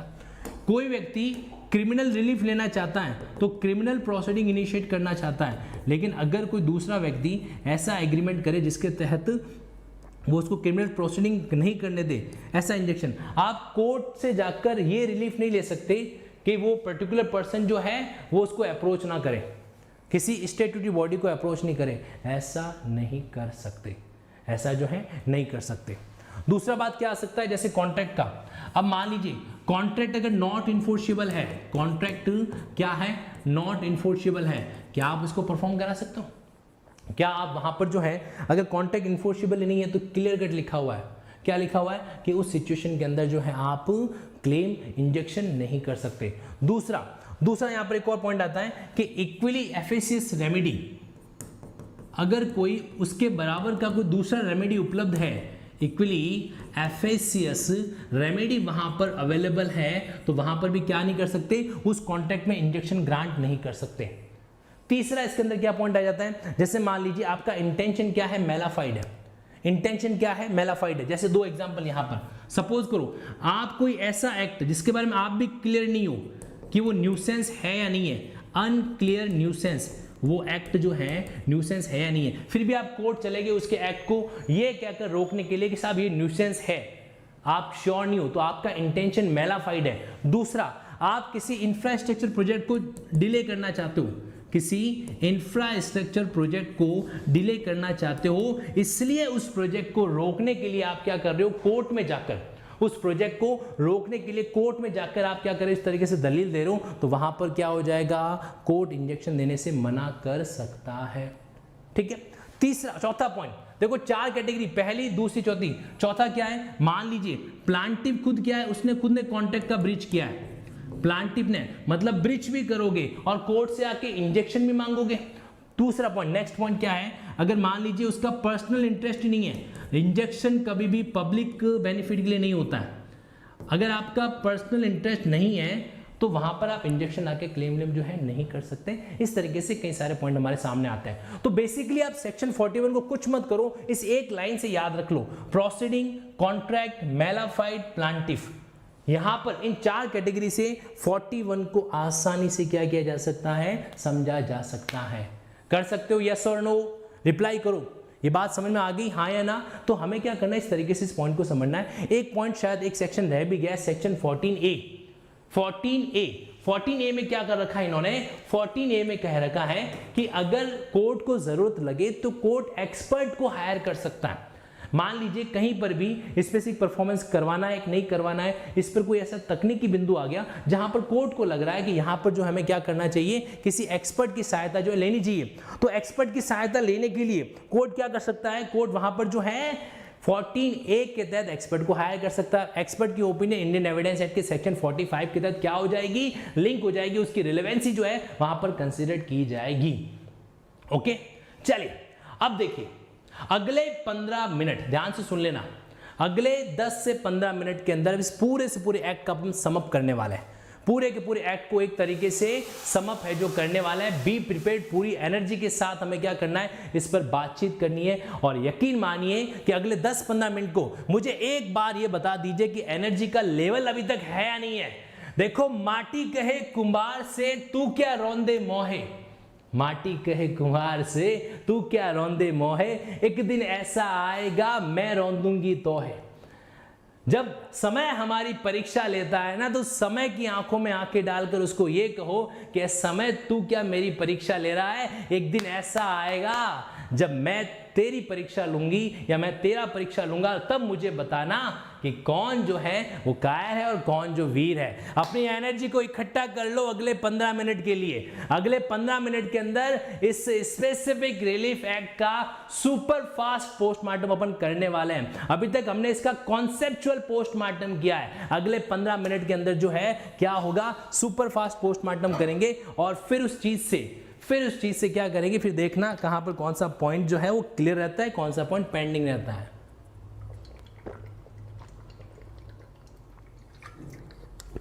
हाँ जी, सो मैंने भी अपना एनर्जी डोज ले लिया है, तैयार हो जाओ। देखिए, स्पेसिफिक रिलीफ एक्ट 1963 के अंदर बना था, 1 मार्च 1964 को इसको लागू किया गया था। टोटल इसके अंदर 44 सेक्शंस हैं, लेकिन 43 और 44 डिलीट हो रखे हैं, तो यहां पर इफेक्टिवली सेक्शन 1 से लेकर 42 तक का सेगमेंट आपको मिलेगा।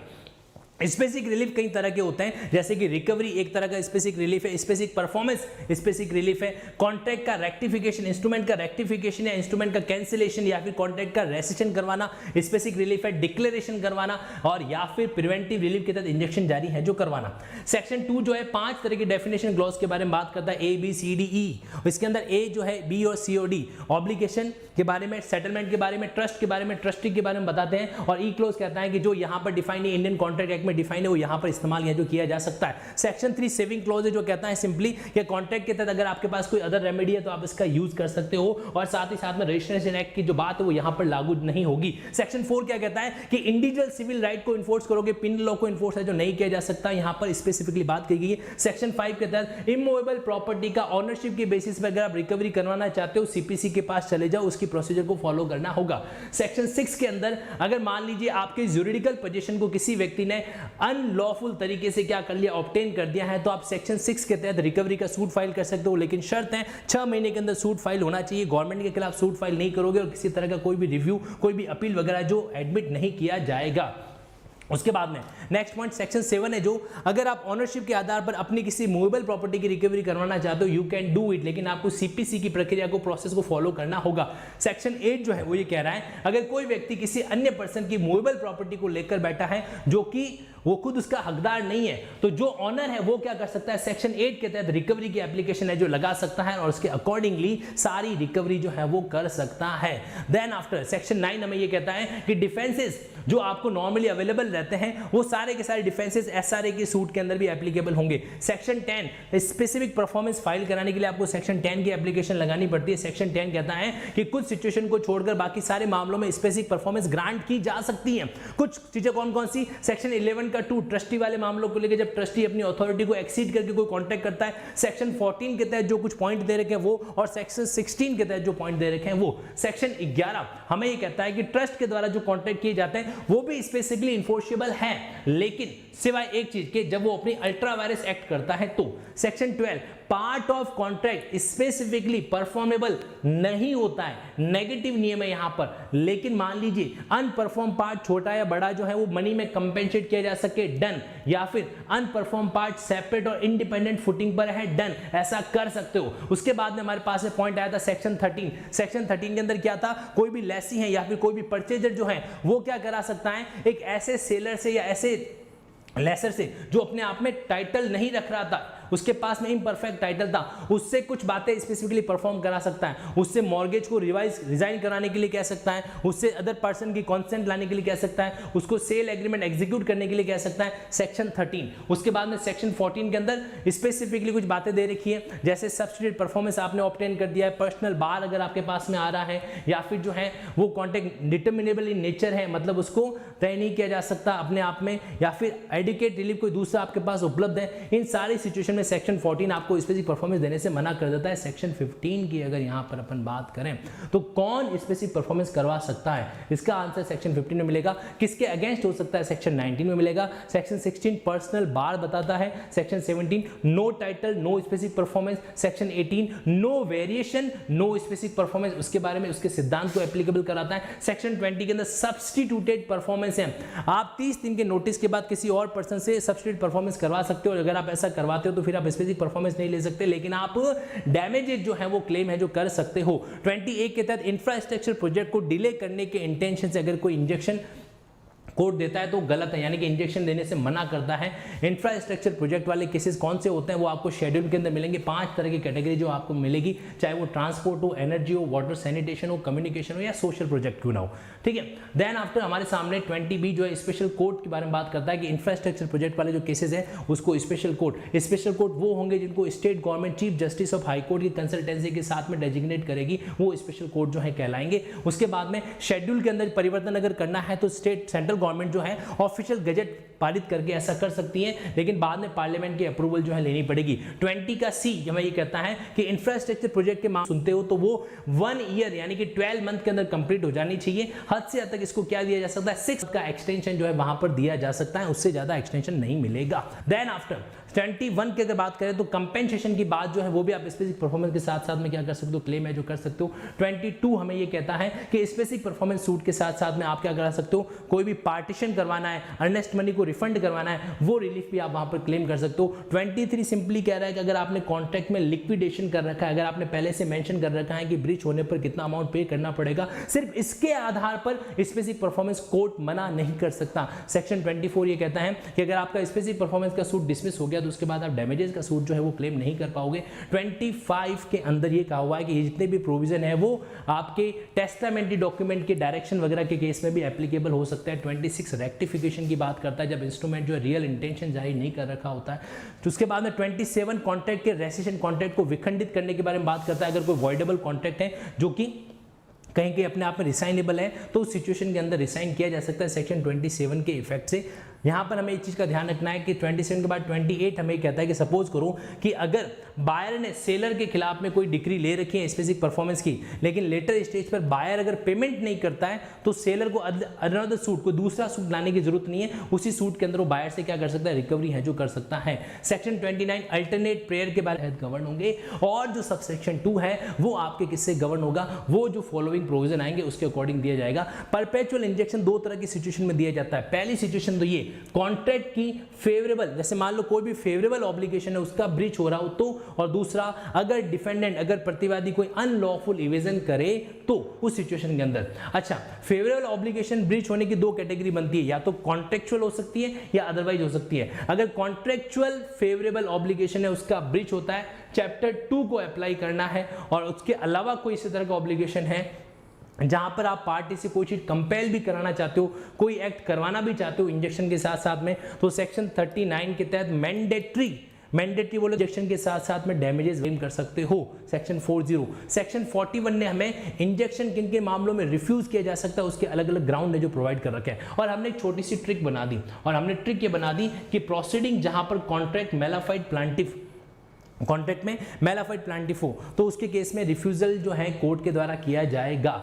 अब जैसे प्रोसीडिंग, कोई लेजिस्लेटिव प्रोसीडिंग को रोकने का ऐसा कोई इंजेक्शन चाहिए, उसको क्रिमिनल प्रोसीडिंग को रोकने का इंजेक्शन चाहिए वगैरह, तो वहां पर कोर्ट मना कर देगा। इसके अलावा कोई ऐसा कॉन्ट्रैक्ट है जहां पर equally efficiency remedy already available है, या फिर जो स्पेशली एनफोर्सेबल नहीं है, वहां पर इंजेक्शन है जो ग्रांट नहीं किया जाएगा। जहां पर मेलाफाइड इंटेंशन है, जैसे इंफ्रास्ट्रक्चर प्रोजेक्ट को डिले करने का, या फिर कोई ऐसा एक्ट जो उसको खुद को नहीं पता कि न्यूसेंस है या नहीं है, फिर भी वो इंजेक्शन मांगने आ जाता है, तो वहां पर कोर्ट जो है मना कर सकता है। और एक द एंड में ये भी पॉइंट हमने पढ़ा कि प्लांटिफ खुद जो है डिसएंटाइटल है, उसका पर्सनल कोई इंटरेस्ट वहां पर नहीं है वगैरह, या वो खुद ब्रीच ऑफ कॉन्ट्रैक्ट करता है, उस सिचुएशन में उसको डिनाई किया जा सकता है कि नहीं, आपको इंजेक्शन ग्रांट नहीं करेंगे। सेक्शन 42, अगर एक ही कॉन्ट्रैक्ट में दो पार्ट है, एक अफर्मेटिव पार्ट, एक नेगेटिव पार्ट है, तो अफर्मेटिव कॉन्ट्रैक्ट के अनइंफोर्सेबल, नॉट इन्फोर्सेबल हो जाने से नेगेटिव कॉन्ट्रैक्ट भी इन्फोर्स नहीं किया जा सकता, ऐसा नहीं है। ये बात सेक्शन 42 के अंदर मेंशन कर रखी है। क्लियर है? तो ये सारी बातें हैं किससे कनेक्टेड है, स्पेसिफिक रिलीफ एक्ट से। और मैं क्या ये उम्मीद पाल लूँ, मैं क्या ये गलतफहमी मान लूँ कि आपको ये बात समझ में आ चुकी है, हाँ या ना? डन? चलिए बताइए, कमेंट बॉक्स में रिप्लाई कीजिए, यहां तक का मामला क्लियर हुआ कि नहीं हुआ। अब इसको एक दो बार, इस क्लास को अगर आप एक दो बार रिवाइज करोगे ना, मैं दावे के साथ कह सकता हूं कि कहीं न कहीं आपको जो है अच्छा बेनिफिट इसका डेफिनेटली मिलेगा, और ये चीज आपके लिए बहुत हेल्पफुल है जो रहेगी। अगर मौका मिला ना तो जितने भी मेजर लॉ है उनका भी एक ऐसा का ऐसा सेगमेंट लेंगे स्पेशल सुपरफास्ट रिवीजन का। और देखो यहां पर क्या है, कुछ टॉपिक में इसलिए एलोबरेट करता हूं ताकि आप उन चीजों को परफेक्ट वे में समझ सको, परफेक्ट वे में क्या कर सको, समझ सको, और कोई दिक्कत नहीं है। इसीलिए जब इस सुपरफास्ट क्लास में पहले कॉन्सेप्चुअल रिवीजन चलता है और उसके बाद सेक्शन वाइज सुपरफास्ट रिवीजन चलता है, दोनों एस्पेक्ट कवर हो जाएंगे, क्योंकि टाइम पास नहीं करना है प्रॉपर तरीके से। अगर आप बैठ रहे हो क्लास के अंदर तो आपको उसका बेनिफिट मिलना चाहिए। अंत में बस इतना ही कहूँगा कि अगर आपको वाकई में ये मेहनत अगर अच्छा लगा हो, आपके दिल को टच हुआ हो, तो इस चीज़ को अपने कलीग्स के साथ शेयर करना, ताकि ये जो एस्पेक्ट है, ये जो नॉलेज है, सब तक पहुंच सके। And one more thing, linking law के नेटवर्क से कनेक्टेड रहिएगा, अनअकैडमी से कनेक्टेड रहिएगा, और अपने इस तनसुख पालीवाल सर्स के साथ भी जुड़े हुए रहिएगा, क्योंकि मैं अपने जीवन में अधूरा रह जाऊंगा अगर आप लोग मेरे साथ नहीं हुए तो। फिर ये सारी मेहनत जो है ना, वो जीवन का बस एक हिस्सा बन के रह जाएगी, कभी जीवन नहीं बन पाएगी। ओके, और आखिर हिस्सा तो हिस्सा ही होता है, एक पार्ट जो है वो तो आखिर पार्ट ही रहता है। कंप्लीट लाइफ को जीने का मज़ा ही कुछ और है। बस इसी के साथ इतना ही कहना चाहूँगा, स्टे हेल्दी, स्टे सेफ। और अगर आप जुडिशियल सेगमेंट के कोर्सेज को डील करना चाहते हो इस तरीके से लिंकिंग अप्रोच से, तो आप क्या कर सकते हो, तो आप जो है इस अनअकैडमी के प्लस कोर्सेज को सब्सक्राइब जो है कर सकते हो। लिंकिंग 10 के कोड को इस्तेमाल कर सकते हो, और लिंकिंग 10 के कोड को अगर आप नॉर्मल लॉगिन करोगे ना, तो भी आपको वहाँ पर जो अवेलेबल क्लासेज है वो मिल सकती हैं। खैर, अपार्ट फ्रॉम देम बस इतना ही कहूँगा, स्टे ट्यून, स्टे कनेक्टेड।